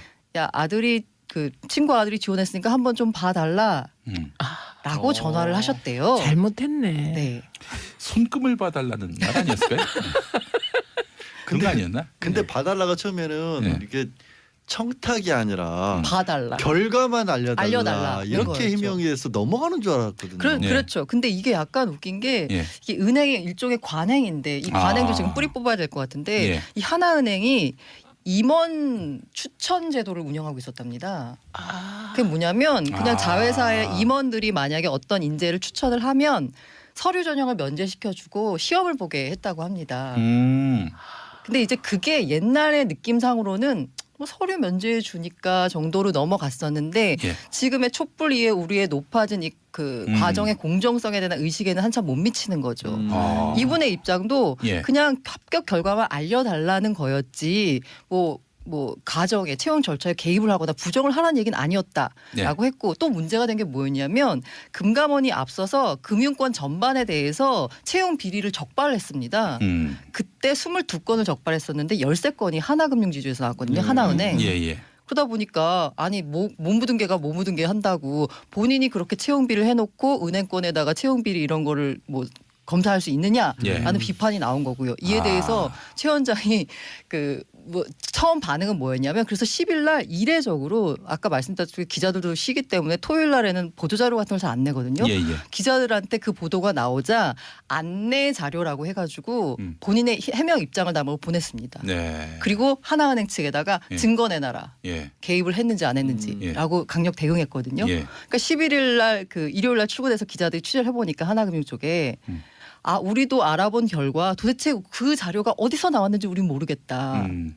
그런데 우리가 알아본 결과 그거는 이제 해당 자료는 지금 검찰 수사 중이라서 우리가 그 인사 관련 서버에 접속하면 증거인멸 우려가 있기 때문에 증거를 내놓을 수는 없지만 인사 담당자를 그 이제 물어봤더니 구두로 최 원장의 해명처럼 알아봐 달라고만 했지 그 과정 선발 절차는 공정했고 선발도 공정하게 이루어졌다라고 하더라라고 이렇게 된 거예요. 근데 왜? 근데 여기서 웃긴 게 뭐냐면 금감원이 채용 비리 조사를 나갈 때 2015년에서 2017년을 조사를 나갔거든요. 예. 근데 하나은행 뭐라 그러냐면 우리 자료 다 폐기하고 없다 그랬거든요. 근데 2013년 자료는 도대체 어디서 나온 걸까? 그러니까 도대체 이게 어디서 나온 걸까 의심이 되는 상황에서 이제 다음 날 월요일 날 출근을 해서 이 최은식 그 금감원장이 직원들에게 이메일을 보냈습니다. 지금 이런 나와 관련된 뭔가 이런 소문들이 있는데 나는 결백하다. 나는 결연하게 싸워서 이걸 밝히겠다. 라고 했는데 갑자기 오후에 사임 의사를 밝혔어요. 뭐죠? 예. 근데 일단 전화를 한 건 사실이죠. 맞아요. 네. 아니 전화를 한 건 사실인데. 그리고 알아봐 달라고 한 것도 사실인데 그 시점이 중요할 것 같아요. 그 전형이 진행되는 과정이었다면 예, 예. 과정이었어요. 과정이었으면 당연히 압력으로 느껴지지 않을까요? 네, 그리고 그래서, 높아진 문재인 맞아요. 정부의 기준에 맞춰야 네. 되죠. 예전엔 전혀 문제가 안 됐을 사안. 물론 당연히 문제시해야지만 문제시. 관행이라는 이름으로 이렇게 덮어뒀던 일들. 네. 예. 그래서 최 원장이 처음에 그 월요일 날 오전에 내가 여기 그러니까 아주 단호히 대처하겠다면서 특별 검사단을 꾸려가지고 하나은행을 한번 그럼 2013년을 다 전수조사하자 이렇게 나갔거든요. 예, 예, 예. 그런데 일단 본인은 물러나게 됐지만 어쨌든 그 팀은 계속 활동을 하면서 이 전수조사를 하는데 사실 그때 아까 내부적으로 임원 추천이라는 제도가 아예 있었습니다. 예. 비공식적으로. 예, 예, 예. 그렇다면 이 과정에서 그때 당시에 있었던 지금 현재 김정태 하나금융 회장이라든가 예. 다른 뭐 하명주 은행장이라든가 이런 사람들은 과연 추천을 안 했을까? 요거 피우 포인트군요. 공식 제도가 있었으면 했겠죠 당연히. 했겠죠. 네. 그래서 지금 그래서 뒤졌는데 뭐가 또 나오면은 그렇죠. 뭐 그분들도 이제 책임을 져야 되는 거죠. 다. 예. 다 지금 거의 물귀신 작전을 지금 다 과거의 관행으로 그냥 해오던 일들이 지금 높아진 도덕 기준에 따라서 근데 다 차례차례 정리되는 수준인 근데 것 같습니다. 고란 기자님 그 추천할 권한이 있다 그랬지. 최종적인 결과에 영향을 줄 권한은 없는데 문제가 되는 건 추천했다는 사실이 아니라 혹시 추천한 사람들을 합격시키기 위해서 지난번 사례처럼 면접 점수를 바꾼다든지 네. 뭐 그런 게 드러나면 문제가 되겠죠. 그게 바로 금감원장이 주장한 건데요. 그 최 원장이 나는 그냥 전화만 했을 뿐이다였고 그때 아까 금감원이 적발한 하나은행 채용 비리는 면접 조작, 점수 조작이 있었던 그쵸. 케이스였거든요. 그래서 그것과는 다르다라고 선을 그었는데 갑자기 오후에 대해서 사임으로 입장을 바꾼 게 청와대 쪽에서 뭔가 이렇게 좀 그거 안 된다라고 사인을 보냈거나 사인을 보낸 거 아니냐라는 아니면 얘기가 있습니다. 해명한 것과 달리 뭔가가 있었거나 둘 중에 하나겠죠. 예, 명쾌하지 않아서. 예, 명쾌하지 예. 않으니까. 사실 금융감독원장이란 자리가 이제 금융권 채용 비리 조사를 또 담당할 수 있는 거죠. 그런 자리인데 그 자리에 계신 분이 좀 근데 감독기관 입장에서 사실 좀 금감원도 좀 당혹스러울 것 같은 게 감독기관장이 피감 기관에서의 제기된 문제제기 때문에 이 자리를 잃게 되는 그런 상황이잖아요. 이게 어떻게 보면 누군가 어떤 사인이 잘못된 사인이 갈 수 있냐면 누가 올라오든지 간에 밑에서 이 잘못 뭐 관행으로 예전에 얘기했대. 예전에 털어보면 누구 하나 이런 거 없는 사람 없지 않느냐. 우리 잘못 건드리면 우리도 이런 식으로 계속해서 들고 나오겠다는 식으로 또 사인이 갈 수도 있어서 그건 좀 걱정이 돼요. 저는 여기서 아이디어 하나 제시하고 싶습니다. 국가 채용원을 하나 만들어 가지고 중앙선거관리위원회가 무슨 각종 민간단체 선거 사무를 대행해 주기도 하잖아요. 예. 국가 채용원에다 맡겨가지고 우리 기업에 직원을 뽑아달라. 이런 기준, 이런 기준으로 해가지고 그렇게 해서 선발을 하면은 뭐 뒷말이 없을 거 아니겠습니까? 그래도 뒷말은 뭐. 나올까요? 너무 블라인드 면접을 한 거죠. 블라인드 면접. 가면 쓰고. 용디님 중앙인사관리위원회라는 게 네, DJ 정부 때는 굉장히 위상이 높았습니다. 네. 철저하게 하려고 했던 거고 그런 형식을 민간까지 다 책임지지 않는. 그렇죠. 가면 쓰고. 복면 복면 면접. 취업왕 해가지고 그래서 사실 이게 관행이 전화 한 통하는 게 굉장히 많았던 금융권의 관행이었거든요. 그런데 제가 얘기를 들어보니까 그 전직 어떤 그 이제 금감원장분은 이렇게 아주 많은 채용 청탁이 들어오겠습니까? 그렇죠. 특히 이제 그 밑에 있는 은행 관할 감독관에 있는 은행들 같은 경우 채용 청탁이 많이 들어올 텐데 그러면 이렇게 하셨다고 합니다. 전화가 오면 알았다고 그쪽에다 얘기를 해주고 말을 안 한답니다. 아예. 그러고 있다가 합격 그 발표 전에 이미 다 정해진 다음에 그래 그 친구 어떻게 됐어?라고 물어보면 합격했는데요. 그러면은 합격하셨습니다. 미리 알려준다고 합니다. 만약에 떨어졌으면 이렇게 미리 전화를 해서 뭐 잘 안 되셨다고 이렇게 얘기를 해서 그 이쪽한테는 생색을 내고 이쪽한테는 아예 영향을 안 주고. 근데 나름 꼼수인데 그게 그 나름 그렇죠. 꼼수가 검찰도 많이 그런 얘기를 하거든요. 네. 우리도 부정한 짓 절대 하지 않는다. 연락 오면 네. 지금 딱 그 고 기자가 설명한 것 같은 방식으로 사건 처리에 절대 압력 안 넣지만 미리 좀 얘기하는 정도로만 해준다라고 하는데 그게 그런 식으로 해명을 하다 보면 문제는 실제로 그렇게 한 건지 아니면 진짜 영향력을 했는지도 또 구분이 안 되는 문제점이 있어요. 그것도 사실 저는 모르겠습니다. 이게 없어져야 될 게 아닌가 예, 싶어요. 없어져야 되고요. 그 아까 얘기한 임원 추천제 이런 네. 거는 그게 뭐 음서제의 다른 변형이 될 것 같고요. 없어야 되고 그다음에 얘기 듣다 보니 나는 왜 금융권에 아는 사람 한 명도 없지? 갑자기 이런 자괴감이 드는 일입니다. 예, 알겠습니다. 대다수가 저 같을 것 같아요. 네. 있으시면 뭐 하시게요? 그러니까 네. 없으니까 뭐 없어도 되죠. 전화하고 뭐 이런 것도 없어도 뭐. 없어요. 예. 그래서 근데 이게 이제 나온 배경이 그 김정태 하나금융지주 회장의 3년임을 놓고 이 회장과 이쪽 양측이 갈등을 빚은 거라고 하는데 예. 이 부분에 대해서 어떻게 생각하시는지 좀 궁금해요. 그 이제 힘겨루기 때문에 네. 쫓겨난 게 아니냐. 그러니까 아니 그게 아니라 이 회장 이 하나금융지주 이쪽의 입장은 관치다. 왜 네. 인사에 금융당국이 개입을 하느냐. 정부가 지분 하나도 없으면서라는 거고 예. 정부 입장에서는 금융회사라는 공공성을 가진 기관에 대해서 그 인사의 지배구조에 관여할 수 있는 거 아니냐라는 입장이거든요. 그럼 그렇게 민간에 간섭하지 말라고 하면은 금융감독원 자체를 없애야죠. 왜 간섭해요? 한국은행도 없애고 감독할 이유가 뭐가 있어요? 예. 금리를 왜 한국은행이 마음대로 막 본인들이 왔다 갔다 해. 잘해야지. 누가 그렇죠. 그렇게 간섭이 들어가게끔 이 상황을 만들면 어떡합니까? 예, 알겠습니다. 우리 고란 기자님이 짚어주셨고, 자 미투 이야기 또 안 할 수가 없습니다. 서지현 검사 폭로로 시작된 미투 운동. 좀 무수히 많은 일들이 있었는데 이제 한 달 남짓 지났습니다. 엄청 오래된 것 같은데 한 달밖에 안 된 뭐 거예요. 구만리 같은 세월이 지나간 것 같은데 한 달 전에 서검사 폭로가 이루어질 때만 해도 이렇게까지 야, 사회에 큰 정말. 파장을 낳을 수 있었는지 우리가 나올 것이라고 예상을 하지 않지 않았습니까? 못했죠. 이렇게까지 될 줄 그거는 몰랐어요. 남성들은 그렇지만 아니 여자분들도 저도. 검사니까 저런 얘기 하지라는 얘기가 더 많았던 것 같아요. 그때 처음에 댓글을. 그렇죠. 그때 우리가 얘기할 때 이렇게 검사나 엘리트 여성들의 폭로 말고 일상생활이나 직장 내에서 광범위하게 벌어지는 일상적인 성추행, 성폭력은 어떻게 할 거냐 이런 얘기했던 기억이 나죠. 예. 그런데 어쨌든 저는 오늘 후배 메시지를 하나 받았는데요. 예. 미투 이후 이렇게 바뀌었다. 세 가지를 보냈어요. 하나는 지하철을 타면 남성들과 손, 머리, 몸이 부딪힐 때가 있잖아요. 예전에는 남자들이 다 쌩까는데 요새는 미안합니다. 바로 사과한답니다. 그다음에 두 번째 오래간만에 만난 남자 후배가 갑자기 달려와서 프리허그 하려다가 딱 쓰면서 선배 이거 미투죠 그런데요.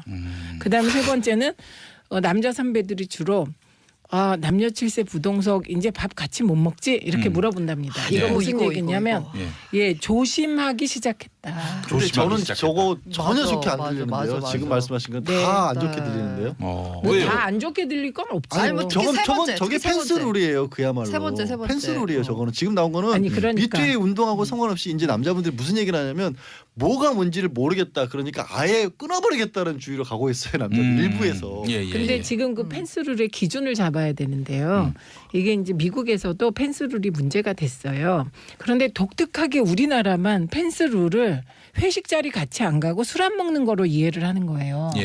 왜냐하면 술자리가 그만큼 빈번하다는 뜻이에요. 그렇죠. 이게 미국의 경우 펜스룰은 일상 업무에서 팀을 짤 때 여성을 배제하는 겁니다. 그건 업무적 문제 있죠. 성격이 강한 거예요. 그건 안 되죠. 그런데 우리의 경우는 펜스 룰이 술자리나 회식 자리에서 여성을 배제하는 걸로 남성분들이 먼저 이해하시더라고요. 근데 그건 아닌 것 아니요. 같은데요? 시작이 네, 그렇게 된 것뿐이지. 그건 아닌 것 실제 같아요. 저도 그 단체 요즘 단체 대방 같은 거 많이 하잖아요. 예.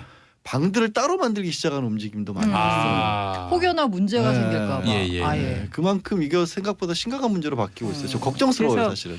이 미투 운동을 이 창시자도 펜스 룰을 마지막으로 가장 걱정을 했어요. 네. 근데 그 펜스 룰의 제 말은 핵심적인 의미가 그런 식으로 방을 따로 만들잖아요. 그럼 남성들이 업무나 인사나 등등 모든 거 있잖아요. 정보를 자기들끼리 독점하게 되니까 여성은 배제시키는 업무에서도 거죠. 배제되고 인사에서도 불이익을 네. 받고 예. 이럴 수 있다. 이게 펜스 룰이거든요. 그렇죠, 예. 그래서 이게 문제가 심각한데 네. 그러니까 제 말씀은 이거 술자리나 회식에서 배제하는 것을 펜스룰로 받아들이는 남성들이 있는데 그런 뜻보다는 본질적으로 업무 배제, 불이익 이렇게 예. 간다. 네, 여기서 이런 잠깐 그 시사상식 하나를 말씀드리자면 예. 이 펜스 룰이란 예. 마이크 펜스 미국 부통령 얘기 그렇죠. 아닙니까? 2002년에 예. 미국 의회 잡지 더 힐과의 인터뷰에서 예. 자신만의 철칙을 말했는데 예. 나는 아내 이외의 여자와 단둘이 식사를 하지 않는다. 예. 라고 말을 했어요. 예. 그 여기서 나온 펜스 룰인데 왜냐하면 구설에 오를 일을 아예 만들지 않는다. 예. 라고 해서 펜스 룰이라는 말이 나왔는데 이게 일종의 여성을 업무에서 배제시키는 그렇죠. 저거 우리 홍준표 자유한국당 그렇죠. 대표도 예. 각시 말고는 차에 안 태운다고 하셨거든요. 그렇죠. 예. 우리나라에 쓰는 건 준표 룰이라고 네, 하는데 그러세요. 준표를 예, 나는 그 24년 정치 활동을 하면서 단 한 번도 성희롱 발언을 한 적이 없고 이 성희롱으로 구설수에 오른 일도 없어요. 눈 감고 들으니까 예. 옆에서 들으니까 이런 야, 말씀을 했어요. 예. 홍준표 대표가. 그러니까 예. 전 또 펜스 룰이라고 그래서 펜스를 처음에는 친다. 네, 이게 펜스 뭐를 친다. 친다 이건 줄 그렇게 알았죠. 또 저도 생각을 펜스 했었어요. 친다고 아침 알았어요. 함자가 또 그런 네. 바람에 P와 F의 네. 차이는 있습니다. 네. 그래서 시작은 그렇게 되었으나 예. 지금의 문제되는 펜스 룰은 업무 배제, 인사상 불이익. 예, 그래서 여성의 사회활동을 어렵게 하는 룰 이렇게 얘기를 하는 거고요. 예. 그다음에 이제 또 하나 문제는 있습니다. 초기에는 성폭력 피해자를 보호하는 운동. 그래서 미래에 일어날 성폭력을 막는 운동이 본질적인 미투의 의미인데 예. 지금은 이게 정치권으로 미투가 가면서 미투인 듯 아닌 듯. 그래서 굉장히 미투가 혼란스러워지고 있다. 예, 이런 상황이고요. 예. 예, 그래서 이 미투를 좀 기준을 세워야 되겠다. 그냥 너무 혼란스러워서 우선 미투는 첫 번째가 권력 관계가 있어야 될 것 같고요. 예. 두 번째는 그 권력 관계로 인하여 직업적 가치가 현재 혹은 미래에 훼손될 우려와 훼손이 있어야 될 것 같고요. 예. 세 번째는 성과 관련된 범죄가 결합되어야 될 것 같아요. 예. 그러니까 요 세 가지 기준으로 이제 미투를 좀 한정해서 보지 않으면 너무너무 이게 범위가 넓어지고 혼란스러워질 것 같다. 그러니까 현재와 미래라는 부분을 지적을 해주셨는데 근데 최근에는 과거 일들이 더 많이 그게 터져나오고 무슨 있잖아요. 뜻이냐면 직업적 가치 훼손이 현재 혹은 미래의 직업적 가치 훼손이란 말은 고등학교에서 선생님이 성추행을 할 때 아이들이 그 점수 수행평가 점수나 네. 이런 것이 미래의 가치를 미래 직업을 결정하는데 영향을 주니까 내가 여기서 점수 못 받아서 미래에 내가 대학 가는데 불이익을 받지 않을까? 예. 요거를 얘기하는 겁니다. 네. 그래요. 아이고 뭐 이게 서로 그 수평적 관계, 이 성평등에 기초한 수평적 관계로 가자. 이런 근데 취지가 사실 미투 운동의 본질인데 그쵸. 이 본질과는 두 분이 너무 다르게. 수세적으로 되는데 예. 그 미투 운동의 창시자는 이게 전 진행자라서. 남성 진행자라서. 여성의 문제가 네. 아니다. 다만 이게 모든 성폭력 피해자들을 보호하고 예방하고자 하는 취지다라고 말했고요. 다만 예. 여성이 아무래도 이제 성관념상 여러 가지 조건상 피해자가 많아서 이게 여성 운동처럼 미투가 인지되지만 예. 그 꼭 여성만이 미투의 당사자가 되는 건 아니다. 그렇죠. 저는 피해도 피해지만요. 좀 차이점 다른 부분들, 그러니까 피해를 통해서 왜 여자분들은 이런 걸 피해라고 느끼는지에 관한 얘기들이 좀 많았으면 좋겠어요. 그러니까 뭐 그런 책들도 많았지만 저도 최근에 몇몇 사례를 들으면서 아 정말 생각이 너무 다르구나 남자와 여자 이런 것들이 정말 있었거든요. 제가 가장 먼저 들은 얘기 중에 제가 들어서 놀랬던 것 중에 하나는 후배한테 여자 후배 꽤 차이 나는 후배한테 가족 내 최근에 성희롱 이런 문제를 좀 얘기를 들었어요. 그래서 그 뭐가 문제냐라고 했더니 왜 저한테 선배라고 하니까 집에서 아이들이 세배를 해도 여자 아이들에게만 어른들에게 뽀뽀하고 포옹하게 만드느냐. 이것도 어렸을 때부터 성차별적인 느낌을 줄 수밖에 없다는 거예요. 그러니까 남자 아이들에게는 그러니까 어른들은 아무 생각 없이 하는데 왜 여자 아이는 유난히 와서 남자 어른들한테 뽀뽀를 하고 포옹하는 게 자연스럽게 받아들여지냐. 그것부터가 잘못됐다는 얘기인데 저도 한 번도 그 생각을 해본 적이 없거든요. 거꾸로 근데 그 생각해보니까 그렇더라고요. 뭐 이상한 거잖아요. 어찌 보면. 거꾸로 네. 어린 남자 아이들 예.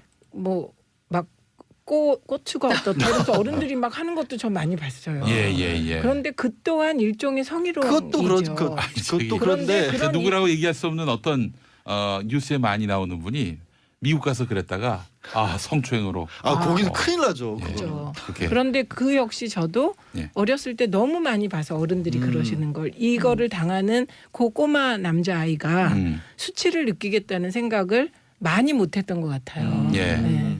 근데 지금 나오는 게 다 어쨌든 이 미투나 이런 성희롱이나 성폭력 이런 게 다 성차별에서 이제 출발한다는 거잖아요. 예. 근데 펜스룰은 성차별을 더 이렇게 공고하게 하는 거고. 네. 제 딸들도 보면 저는 딸들한테 특별하게 그 흔히 말하잖아요. 파란색, 분홍색 얘기 많이 하잖아요. 특별히 제가 분홍색을 좋아한다거나 사준다거나 한 적이 없는데 예. 어느 순간부터 그 딸이 한 얘기가 엄마 분홍색은 여자 색깔인데 왜 저 아저씨가 입었어? 라는 이런 말을 들을 때 너무 충격적이었어요.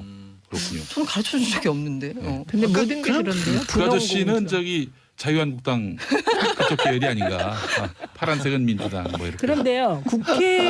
국회에서 뭔가 많은 게 있는 것 같다. 이런 얘기가 나오잖아요. 네. 정영 예. 작가님 예, 얘기하고. 그렇죠. 근데 그럴 수가 있습니다. 왜냐하면 첫째 국회는 그 보좌관을 뽑는 방식이 예. 독특해요. 그냥 의원이 뽑는 거예요. 그냥 마음대로 하면서 예, 자른 예. 것도 마음대로. 그런데 이게 이제 사급 보좌관, 수석 보좌관 얘기가 나오는 이유는 뭐냐면 예. 국회의원은 대개 수석 보좌관 하고 사급 보좌관 한 명을 더 뽑고 예. 일은 수석 보좌관 중심으로 되니까 수석 보좌관에게 나머지 비서관의 구성을 맡기는 경우가 많아요. 그렇다 보니 수석 보좌관이 의원을 대신한 많은 권력을 갖게 되겠죠. 그러니까 수석 보좌관이 이제 여러 가지 그 권력적 위계 상황에서 여성들에 대한 그 여자 비서관에 대한 성추행을 할 조건이 형성되고 예. 그리고 또 비서관을 이제 제 경우도 뽑아봤잖아요. 뽑을 때 소개를 받게 돼요. 그러면 그렇죠, 평판을 그렇죠. 보고 평판 뽑는 거예요. 놀라운 게 그 자유한국당에 있던 분이 민주당 보좌관이 되기도 하고 민주당 그쵸. 보좌관이 네. 또 자유한국당 가기도 하고. 그런 경우까지 있는 거예요. 예. 그러다 보니 이게 뽑는 시스템도 그렇고 그리고 제가 그래서 주장한 게 있어요. 의원실 방을 전부 유리로 칸막이를 하자. 예. 요새는 대부분이 다 유리로 하잖아요. 예. 투명하게. 근데 그렇죠.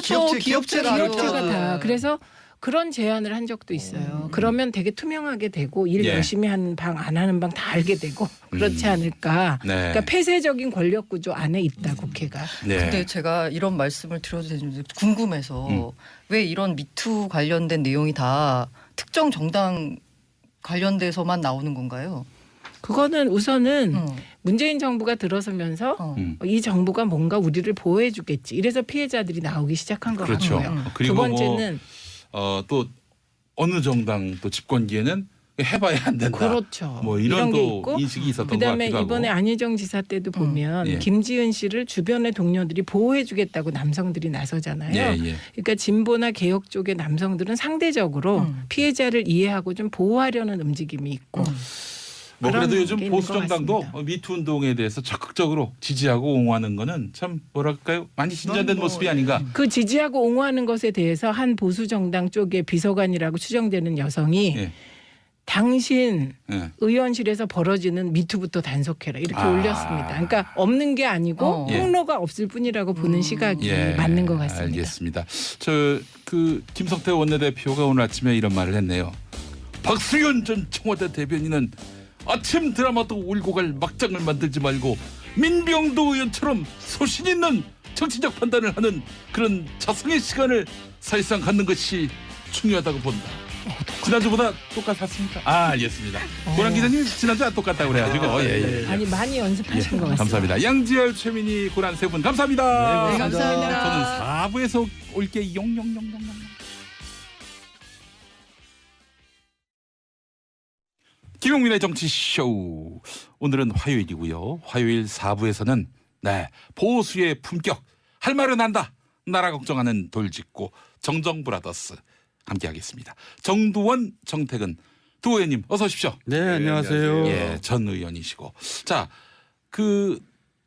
같은 정신은 아니시죠? 연일정 저는 씨, 예? 하동정 씨. 정 씨는 원래요. 예. 큰형이 이제 경주정 씨고 신라 때 삼형제가 있었는데 예. 그 둘째 형이 연일정 씨고 예. 셋째가 예. 동래입니다. 예. 거기서부터 이제 다 파동이 됐거든. 네. 나왔거든요. 그래서 예. 아마 경주정 씨에서 나온 하동 음. 하동정 씨 맞죠? 네, 네. 그렇게 됩니다. 정주영 정 씨입니다. 정주영 정씨입니까? 네, 돈이 많습니다. 진짜로. 예. 알겠습니다. 그러면 우리 정택은 의원님이 본가다. 아닙니다. 경주정 씨가 예. 그 본가고 본가죠. 연일정 씨. 예. 알겠습니다. 하여간 두 분과 함께 오늘도 보수의 품격 진행하도록 하겠습니다. 드디어 내일입니다. 이명박 전 대통령이 예. 소환되는데 감회가 어떠세요? 착잡하고 안타깝죠. 그 얼마 전에 우리끼리 문자를 주고받았는데 김희중 전 비서관이 그런 문자가 왔더라고요. 이런 날이 올 줄 알았어요. 올 줄 알았어요. 예, 업보라고 받아들여야죠. 이렇게 막. 그래. 김희중 전 비서관은 말하자면 이제 감옥 갔다 오셨고 MB가 이제 아내 장례식장에 오지 않아서 상당히 뭐랄까요 상심을 했고 그 얘기를 정두원 의원님 말씀하셨잖아요. 뭐 하여간 이제 장례식장 왔다 이제 갔다 그런 것보다도 그러니까 너는 부정한 짓을 한 친구기 때문에 내가 받아들일 수 없다 이제 이렇게 해서 내친 거거든요. MB가 김희중 비서관에게. 예, 그게 얼마나 지금 이제 와서 보면 앞뒤가 안 맞는 얘기예요. 예. 좀 우스운 얘기죠. 그 일각에서는 김희중 비서관이 MB의 문제를 대신 짊어지고 감옥에 갔다 이런 얘기도 나오던데 맞습니까? 그건 아니고요. 아닙니까? 예. 그러니까 만약에 그 부속실장 완전히 문고리였잖아요. 예. 만약에 김유중 실장이 부정한 돈을 계속 해먹을 생각이 있었다 그러면 엄청 해먹었을 거예요. 왜냐하면 예. 전화 한번 연결해 주는 거 안 해주는 게 권력이니까. 그렇죠. 근데 아마 본인이 가정사 때문에 이제 불가피하게 그 집을 마련해야 됐었고 그 과정에서 이제 부정한 돈을 받은 건 잘못한 거죠. 근데 그 정도면은 그래도 이제 그 어느 정도 MB가 그 불가피성을 인정한다. 그러고 이제 갔다 와서도 좀 마음으로 좀 받아주고 이래야 되는데 내 옆에 있으면서 그런 짓을 한다는 게 말이 되느냐. 근데 사실은 김유중 부속실장 입장에서 보면 또 MB도 그렇게 깨끗하게 사시지 않은 분이라는 걸 알고 있잖아요. 그러니까 이제 마음이 또 상했겠죠. 네. 근데 본인 스스로는 도덕적으로 완벽하다. 이렇게 말씀하고 계시지 않습니까? 옛날에 공식 석상에서 그렇게 얘기했죠. 8.15 뭐 경축상가에서 그렇게 얘기했어요. 아니 8.15 경축사가 아니라 그게 홍준표 대표를 만났을 때 2011년에 청와대 확대 비선관회에 일어났는데 9월달 2011년 9월달에요. 난데없이 이제 우리는 도덕적으로 완전한 정권이다. 그러면서 절대 뭐 헛된 짓 하지 말라 이런 얘기를 이제 해가지고 그 말씀 하기 전에 홍준표 대표를 만난 걸로 전 알고 있어요. 예, 그래서 그때 뭔 하여튼 계기가 돼가지고 비서관에 의해서 나는 도덕적으로 완벽하다. 나는이 아니라 이제 우리 정부는 도덕적으로 완벽한 정부다 이렇게 이야기를 한 걸로 알고 있는데 그래요. 우리 정택은 의원님도 마음이 좀 착잡하시겠어요. 내일 MB 소환. 좋지는 않죠. 좋지는 않은데 정말 좀 뭐 여러 가지 걱정스러운 점도 있고 더더군다나 지금 뭐 저같이 옆에서 같이 일했던 사람이 아니어도 대한민국 대통령이 계속 이런 일이 반복된다라는 게 진짜 좀 기가 막힌 얘기죠. 네. 알겠습니다. 자, 우선 그 하나 짚고 넘어갈게. 그 김윤옥 여사 명품 가방을 받았는데 명품 가방에 그 돈이 있었다. 뭐 이런 보도가 또 엊그저께 나왔는데 그 경천동지할 일입니까 이게? 교기하고는 무관하고요. 뭐가 납니까? 네. 그럼 또 다른 뭔가가 있습니까? 이제 거기에 대해서 더 이상 이제 얘기 안 했으면 좋겠고요. 의원님 역사적 참고입니다. 그거 밝히셔야죠. 책무를 지고 제가 그냥 대가리 받고 있겠습니다. 예. 너무 속된 말을 해서 죄송하고. 예, 예. 근데 그 겸찰도 이제 정보 라인이 있고요. 예. 또 검찰에서 지금 이거를 뭐 내사를 하고 있는지는 모르겠는데 거기에 대해서 왈가왈부하는 게 좀 안 맞는 거 불편해요. 그래서 이 부분은 그냥 저한테는 좀 넘어갔으면 좋겠는데요. 아, 굉장히 저는 그 보도 봤을 때 네. 그 정도원 의원님이 그 서울신문과 가진 인터뷰에서 밝혔던 그 사건의 얼기하고 너무 비슷해서 제가 사실은 대선 기간 중에 해결사 역할을 굉장히 많이 했어요. 예.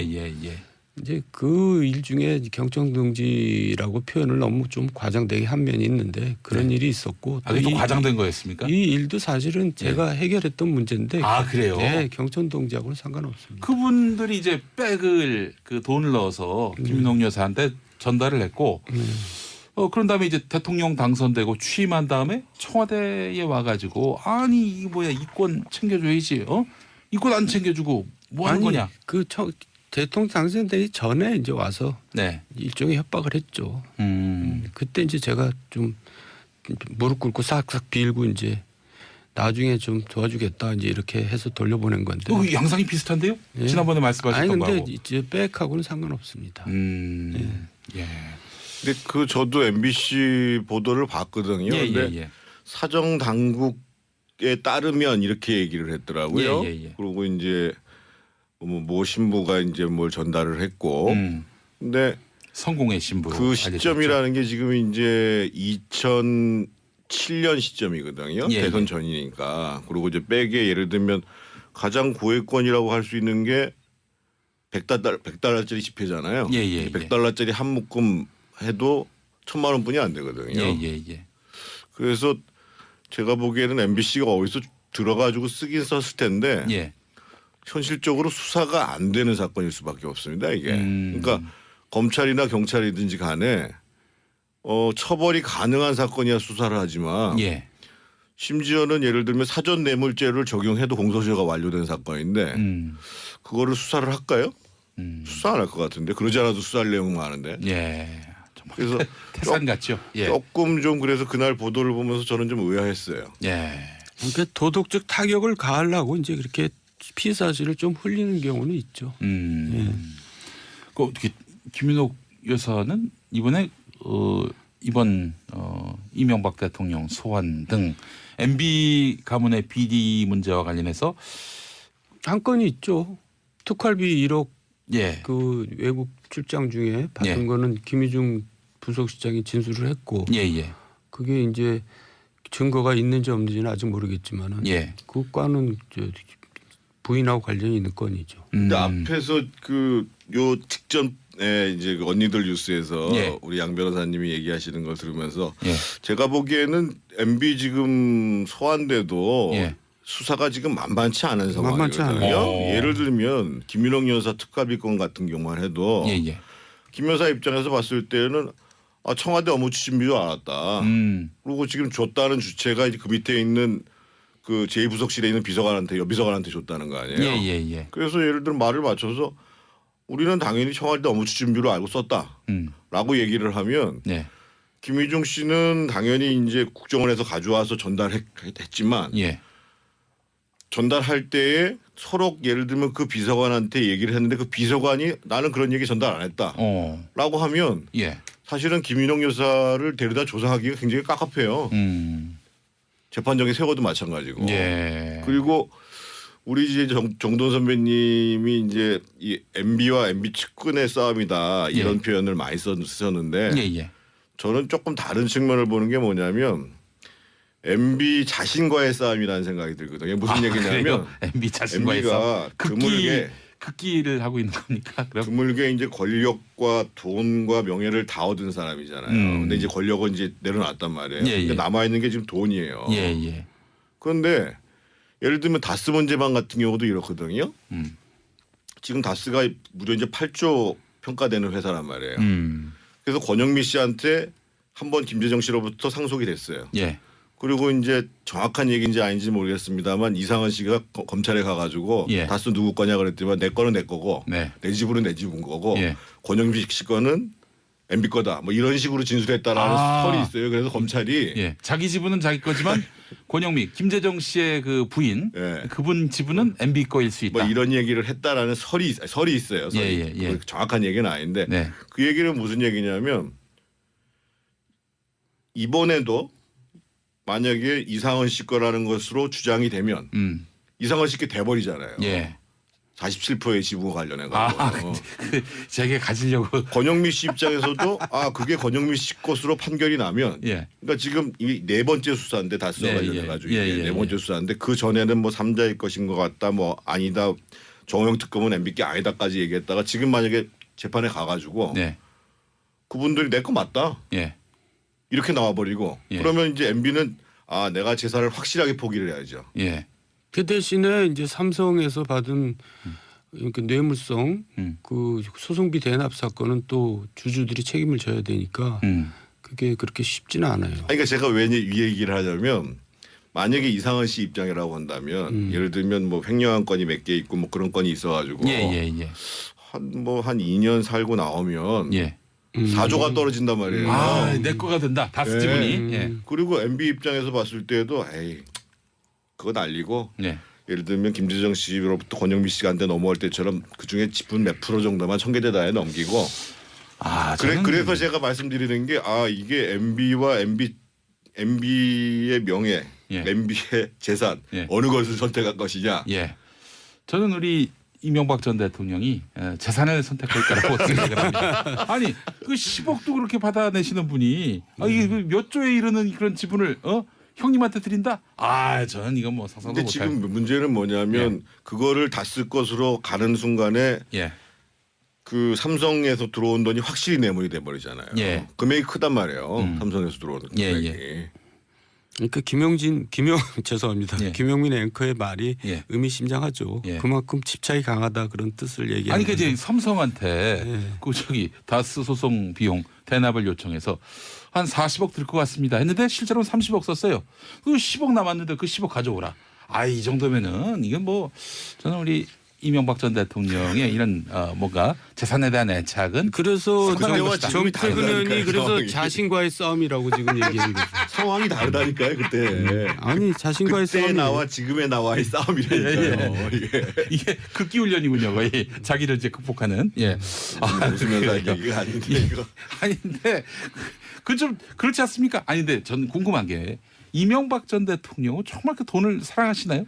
사랑하죠. 그리고 또 그 시대에 저희 부모 세대들은 되게 돈을 사랑했어요. 저희 부모님만 해도 신앙이었거든요. 돈이. 자식보다도 돈이 중요할 정도로. 근데 이제 MB 쪽은 돈이 많으면서도 사랑하니까 이제 좀 심한 거죠. 그래요. 집권한 게 아니라 이권을 잡았다 이런 말씀도 하셨어요. 그거는 이제 MB 주변 사람들에 대한 얘기인데 그건 확실하죠. 그 후에 다 이제 드러났잖아요. 자 그러면 이번에 이명박 전 대통령이 수요일에 그러니까 내일 아침 9시 반에 서울중앙지검에 출두하는데 뭐 그냥 한 번 조사로 끝내겠다는 게 이제 검찰의 입장 아니겠습니까? 영장이 바로 떨어질 거라고 보세요? 아니면은 이 뭐 불구속 그 기소를 할 가능성이 있다고 보세요? 구속영장을 청구한 경우에도 그 전두환 대통령처럼 도피를 한 경우를 제외하고는 조사 당일날 청구한 사례가 없습니다. 예를 들면 노태우 대통령 같은 경우에도 한 보름 정도 있다가 그 청구를 했고 그리고 박근혜 대통령도 그 3월 21일 날 들어갔다가 3월 30일 날 청구됐으니까 한 9일이 걸렸고 노무현 대통령 같은 경우는 4월 30일 날 조사했는데 이러지도 저러지도 못하고 5월 23일까지 끌다가 이제 그 비극이 생긴 거 아니에요. 그래서 아마 특히 다툼의 여지가 있는 부분들이 꽤 있기 때문에 왜냐하면 다툼의 여지가 있을까요? 지금 영장 300억이 이르는 본인이 적극 구속영장을 청구할 때요. 확실한 것을 가지고 청구를 하면 발부가 되지만 지금 많은 걸 얘기했단 말이에요. 그래서 다툼의 여지가 있는 부분들이 많이 있단 말이에요. 예를 들면 본인이 부인하면 다툼의 여지가 생깁니까? 국정원 특활비 같은 경우도 지금 김백준 비서관 기획관이 얘기했던 부분들을 어떻게 진술했는지 모르겠지만 나머지 뭐 김진모라든지 뭐 김희중이라든지 장사소라든지 박지원이라든지 이런 사람들이 다 무슨 뭐 여론조사에 쓰고 뭐에 쓰고 그래서 MB가 몰랐다. 예. 라고 하면 얘기가 달라지는 거거든요. 예. 그래서 그러니까 제가 측근들과의 싸움이라고 얘기한 건데 사실 진술만 갖고는 미국 같은 나라에서는 기소가 안 됩니다. 아, 예. 그러니까 이제 분명한 증거를 가지고 있어야 되는데 그래서 지금 김백준 비서관이나 이런 분들이 아주 꼼짝없이 자기가 다 이제 뒤집어 쓰게 생겼으니까 예. 증거를 자꾸 이제 본인들이 찾아내야 돼요. 그래서 영국 빌딩에도 가봐라 뭐 그렇게 네. 얘기한 것 같은데 예, 예. 그러니까 이제 MB하고 측근 간에 서로 밀고 땡기고 싸움이 되고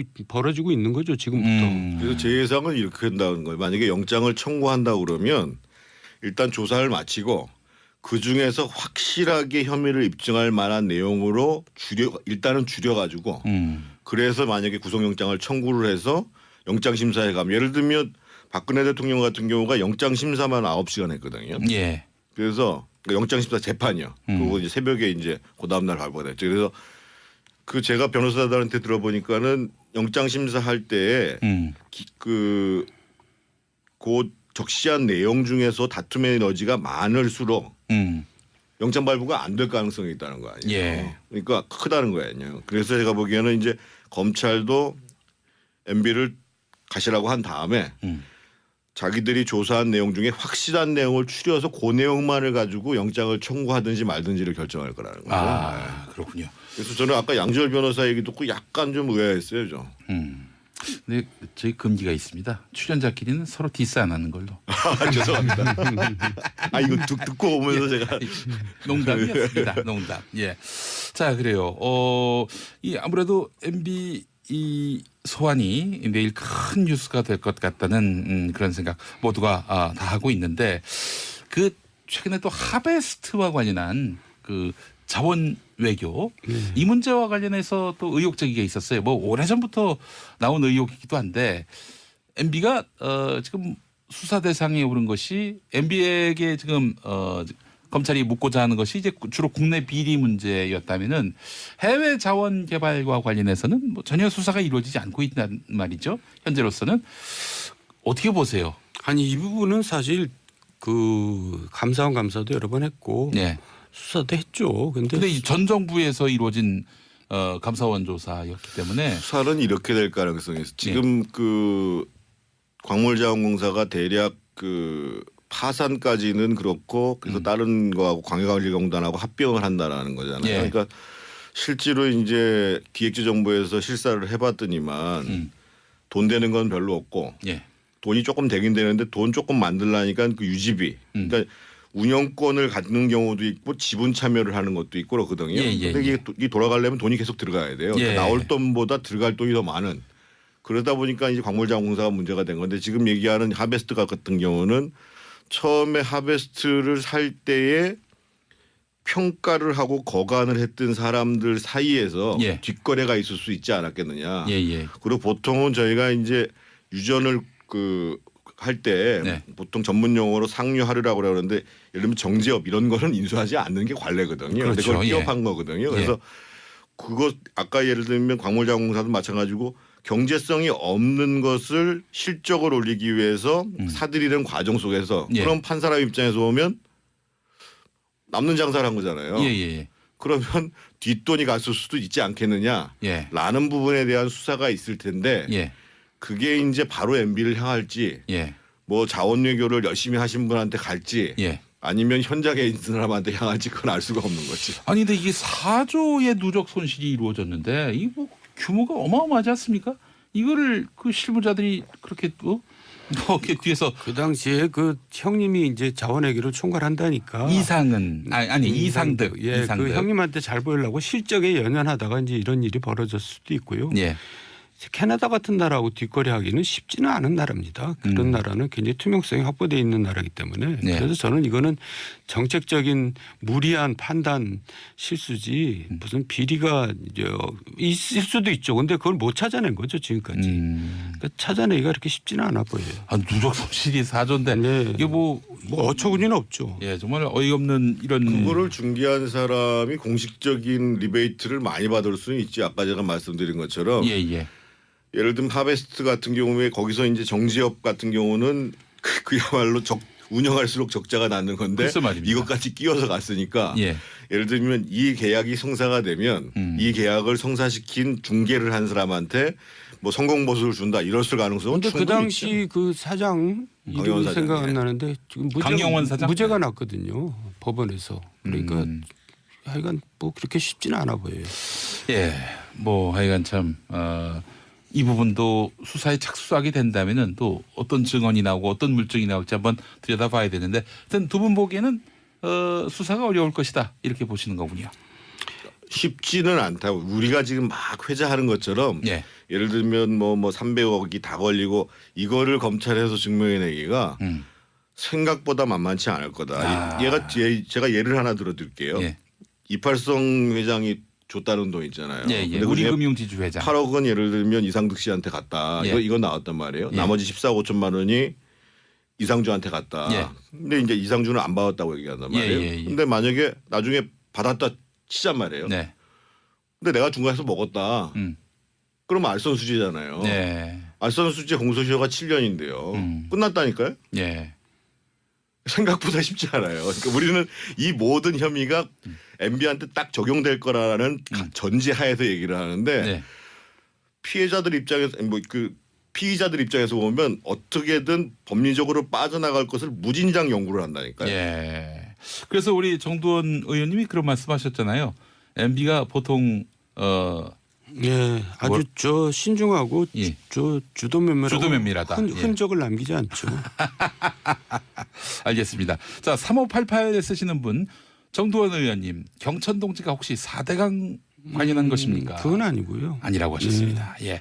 자, 장진규님, 의혹들에 대해서 돌려 말하듯이 뉘앙스를 신나게 풍기는 게 너무나 좋아요라고 했습니다. 저는 또 이렇게 돌려 얘기하실 때 바로 거기서 이제 낚아야 되는데 MC 역량이 좀 부족해서 잘 못 낚고 있습니다. 죄송합니다. 두 분의 어떤 철벽 방어. 예. 자, 다음 주에 한번 또 제대로 한번 또 한번 도전해 보도록 하겠습니다. 예.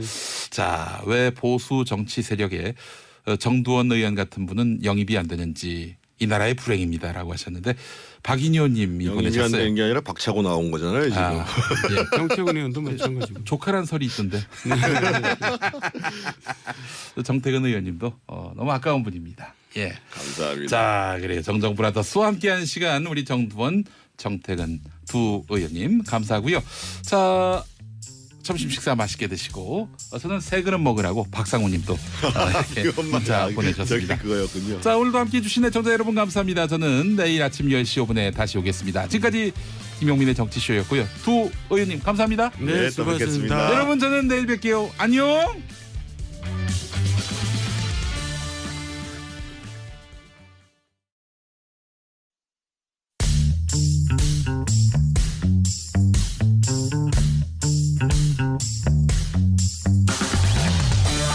김용민의 정치쇼.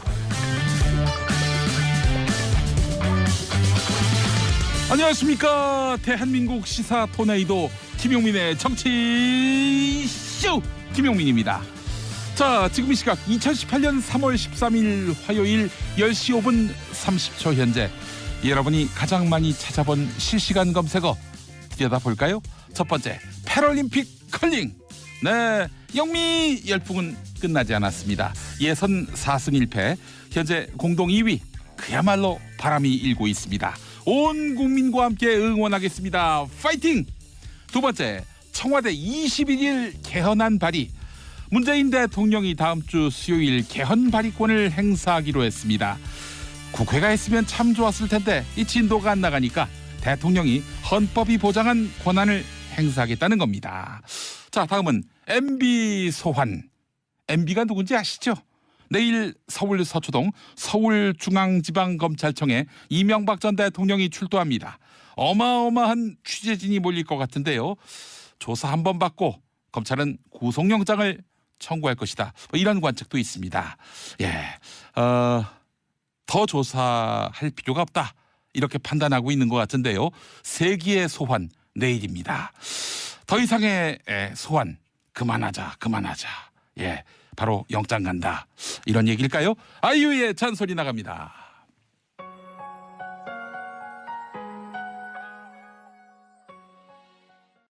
신과 함께 달리는 영험한 김용민의 정치 쇼.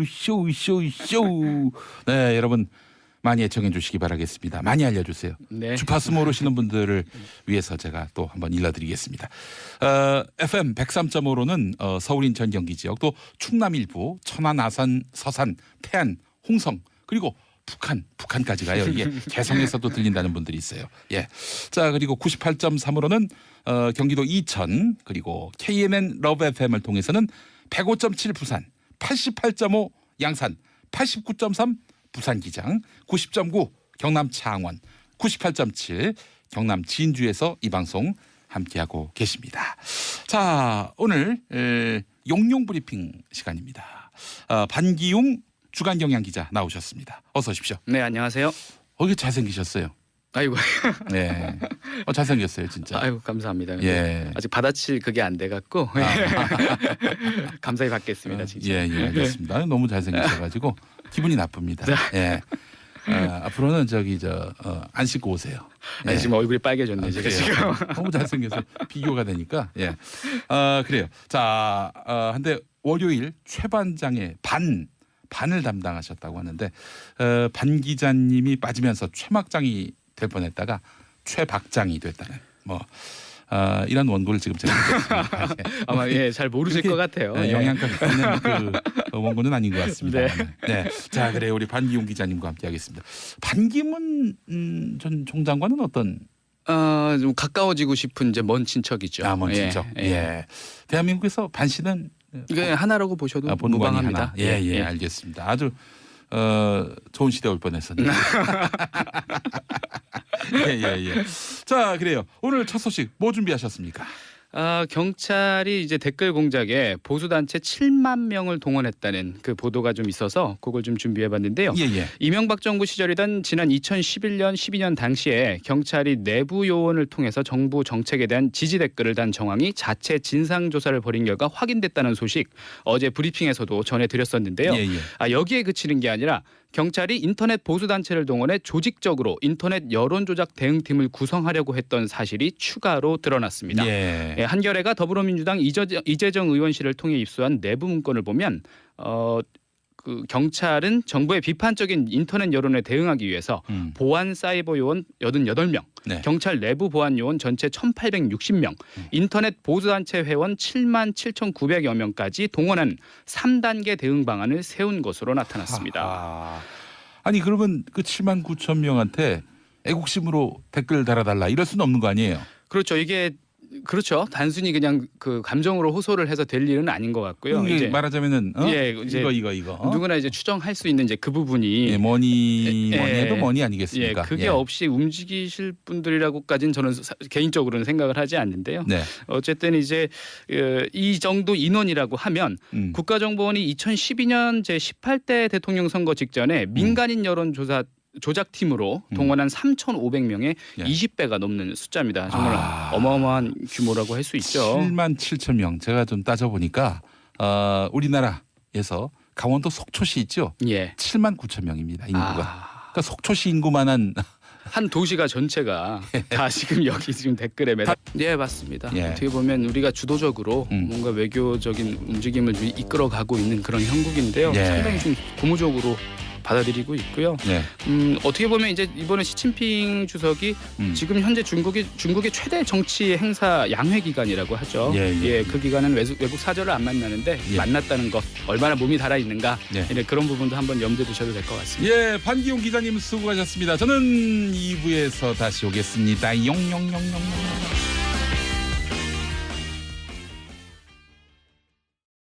김용민의 정치쇼 2부 시작하겠습니다.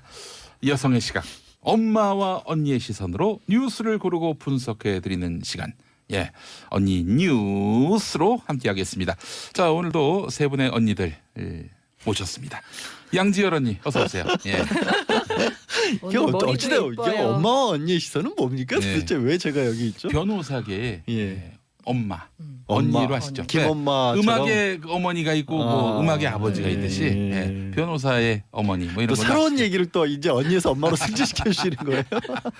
마음에 드시면 이모로 해도 상관이 없습니다. 예. 양이 뭐 이상하다. 알겠습니다. 우리 양지열 변호사님 나오셨고요. 네, 고맙습니다. 자 그리고 중앙일보 고란 기자님 어서 오십시오. 네, 안녕하세요. 네, 반갑습니다. 아이고 참 오늘 이렇게 머리를 묶으셨는데. 네, 머리를 안 감았어.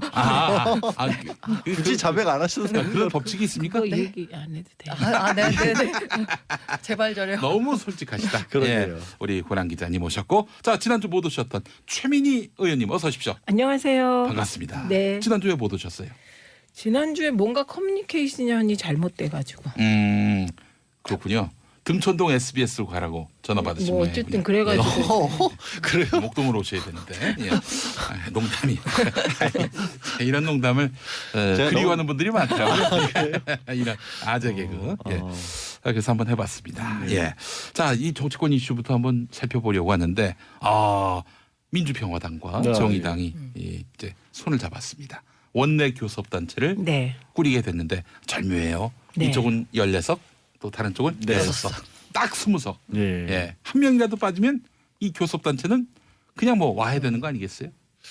그렇죠. 네. 네, 그래서 지금 현재 국회 교섭단체 수는 3개입니다. 네. 민주당, 자유한국당, 바른미래당. 음. 그런데 민평당과 정의당이 원내 교섭단체를 결성하게 되면 예. 이제 교섭단체 4개 시대를 맞는 거예요. 사당 체제. 네. 예. 그러면 이게 정의당의 경우 좀 복잡하잖아요. 네. 예. 뭐 민주평화당은 그냥 교섭단체를 하자 정의당하고 그럼 이제 조금 실용적으로 할 것도 같은데 정의당은 이념과 가치의 정당이잖아요. 그렇죠. 예. 그런데 이번에 전격적으로 의총에서 예.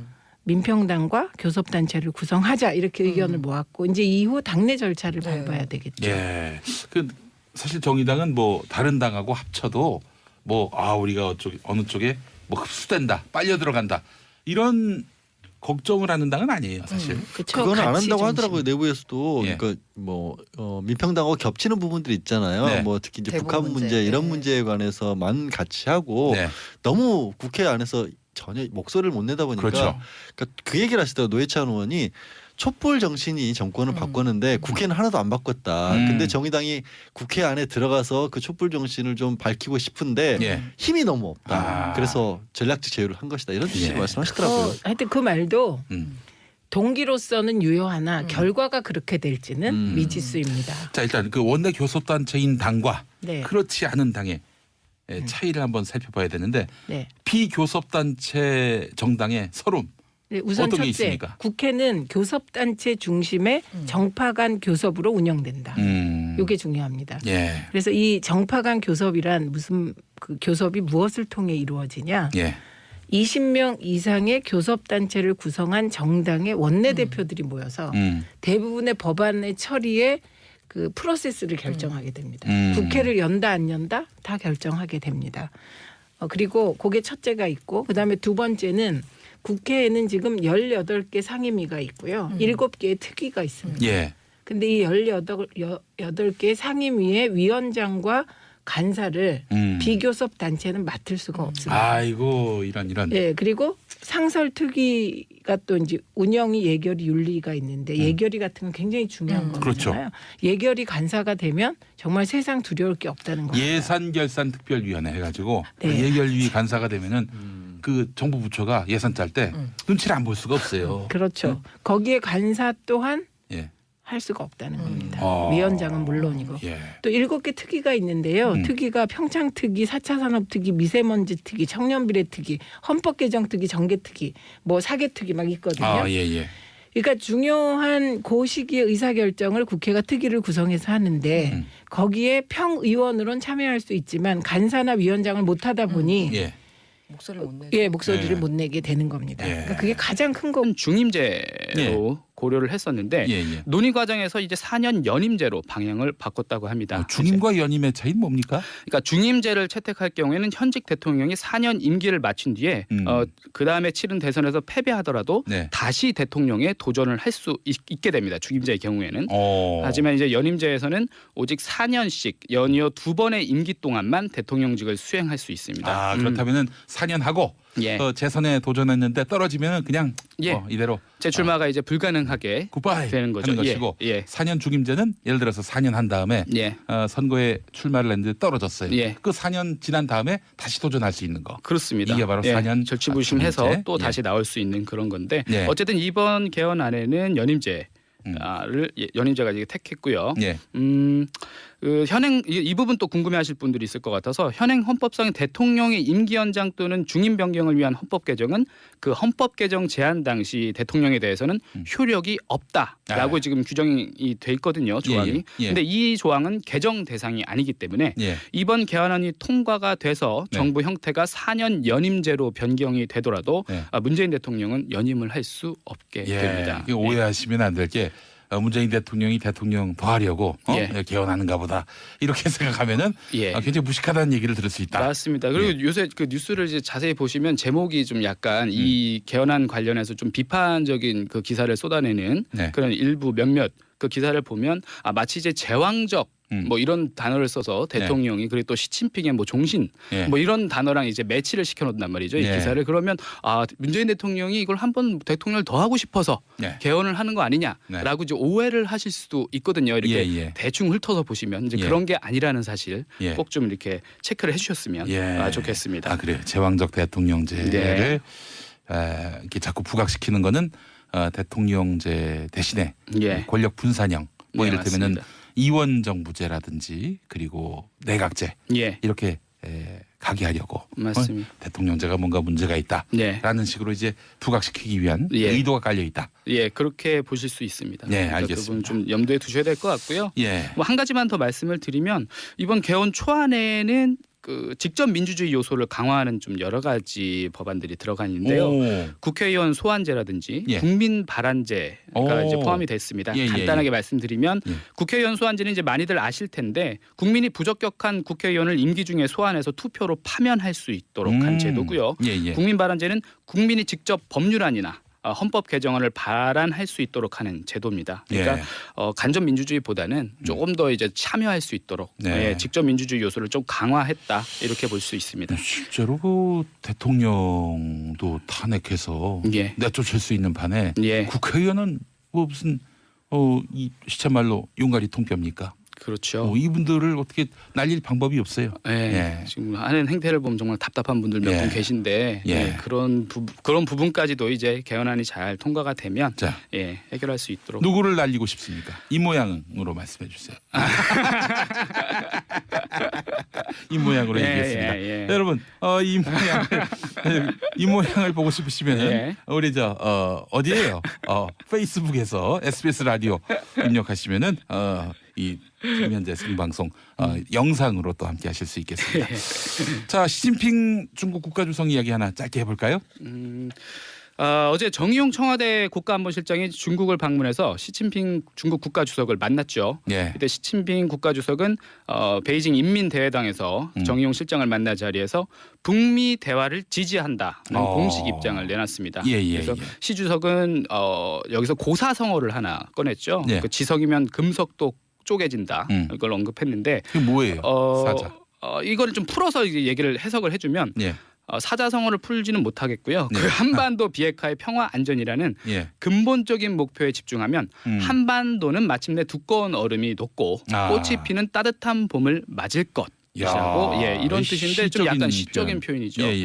그러면서 시 주석은 이제 중국의 비핵화와 평화 협정 동시 진행과 관련국 의견을 결합해서 한반도 문제의 정치적 해결을 추진하길 원한다고 말했는데요. 이게 속뜻을 보면 이제 우리를 빼놓고 좀 뭔가를 하지 마라. 차이나 패싱 우려가 나오니까 한반도 평화 구축 논의에 어쨌든 간에 그 테이블에 중국이 참여해야 한다는 뜻을 자기네들이 이제 넌지시 어떻게 견제구라고 할 수도 있죠. 자기네들의 뜻을 분명히 한 것으로 해석이 됩니다. 중국 빼놓고 어떻게 뭐 이 한반도 문제 논의할 수 있겠어요? 맞습니다. 충분히 그 테이블 한 자리를 차지해야만 하는 네. 그런 나라인데요. 근데 좀 상당히 고무적인 부분이 뭐냐면 이렇게 예. 다자간의 협상이라든지 회담이 이루어졌을 때 예. 이런 외교적인 부분에 있어서 중국이 이렇게 간절하게 네. 우리 빼놓고 하지 마라라는 예. 메시지를 던진 적이 있었는가를 야. 한번 반추해 보면 이 좀- 코리아 패싱을 걱정하던 때가 언제였나요? 이 지금 동북아시아에 있어서 예. 문재인 대통령의 대한민국이 확실하게 그 균형자, 중재자의 그 자리를 차지했어요. 고요. 그 다음에 이제 돈을 적게 받죠. 그런데 교섭단체를 구성하면 예. 예, 국회에서 지원하는 국고 비중도 예. 일부 올라갑니다. 이정미 당대표는 뭐 국고 지원과는 무관하다 이런 식으로 얘기를 했었는데 그럼 그 원내 교섭단체의 원내 대표들은 네. 특수활동비 우리 아, 등등 아, 많이 있습니다. 그래서- 당 차원으로 받는 건 그래. 아닌데 예. 교섭단체 대표니까 받는 건 있다. 그런 얘기군요. 개인적으로 아이고 다르네요. 그 말씀하시면서 부끄러워하세요. 특수활동비 얘기하면 뭔지 좀 왠지 뇌물 같은. 예. 이상해요. 알겠습니다. 그분 그 때문에. 예전에 보니까 20대 국회 초반에 그 추혜선 의원, 네. 그분이 이제 사실은 그 이 언론 운동했던 분 아닙니까? 네. 그래서 미방위 가려고 했는데 엉뚱한 그런 위원회에 그 배치가 돼가지고 논란이 됐었는데 그것도 소수 정당의 서름이죠. 만약에 아. 교섭단체면 예. 원구성을 안 해줘 버리면 되죠. 그렇죠. 네. 그러면 우리 당의 A는 반드시 해당 상임위에 가야 돼. 전문성 있으니까. 예. 이거 안 해주면 우리 깰 거야. 이럴 권한이 생기는 거예요. 그럼 비교섭은 네. 그냥 남는 자리 가야 되는 식이에요. 그렇죠. 그게 예. 본래는 제대로 운영을 하면 비교섭 단체라도 그 사람의 전문성을 고려해서 배치하는 게 맞는데 예. 예를 들면 이번에도 아마 또 착각하시고 네. 국회 미래방송과학창조 뭐 통신위원회 그곳이 좋은 곳인 줄 알고 많은 분이 가셨을 텐데 네. 사실은 방송이 딱 들어가면 사고가 많이 나는 사고 상임위가 될 가능성이 높거든요. 왜요? 방송이 들어가면 그게 잘 안 됩니다. 운영이 안 됩니다. 어. 그래서 19대 때도 전반기에 예. 그 방송이 들어간 미방위가 예. 법안 통과 건수 제로였어요 한동안. 예.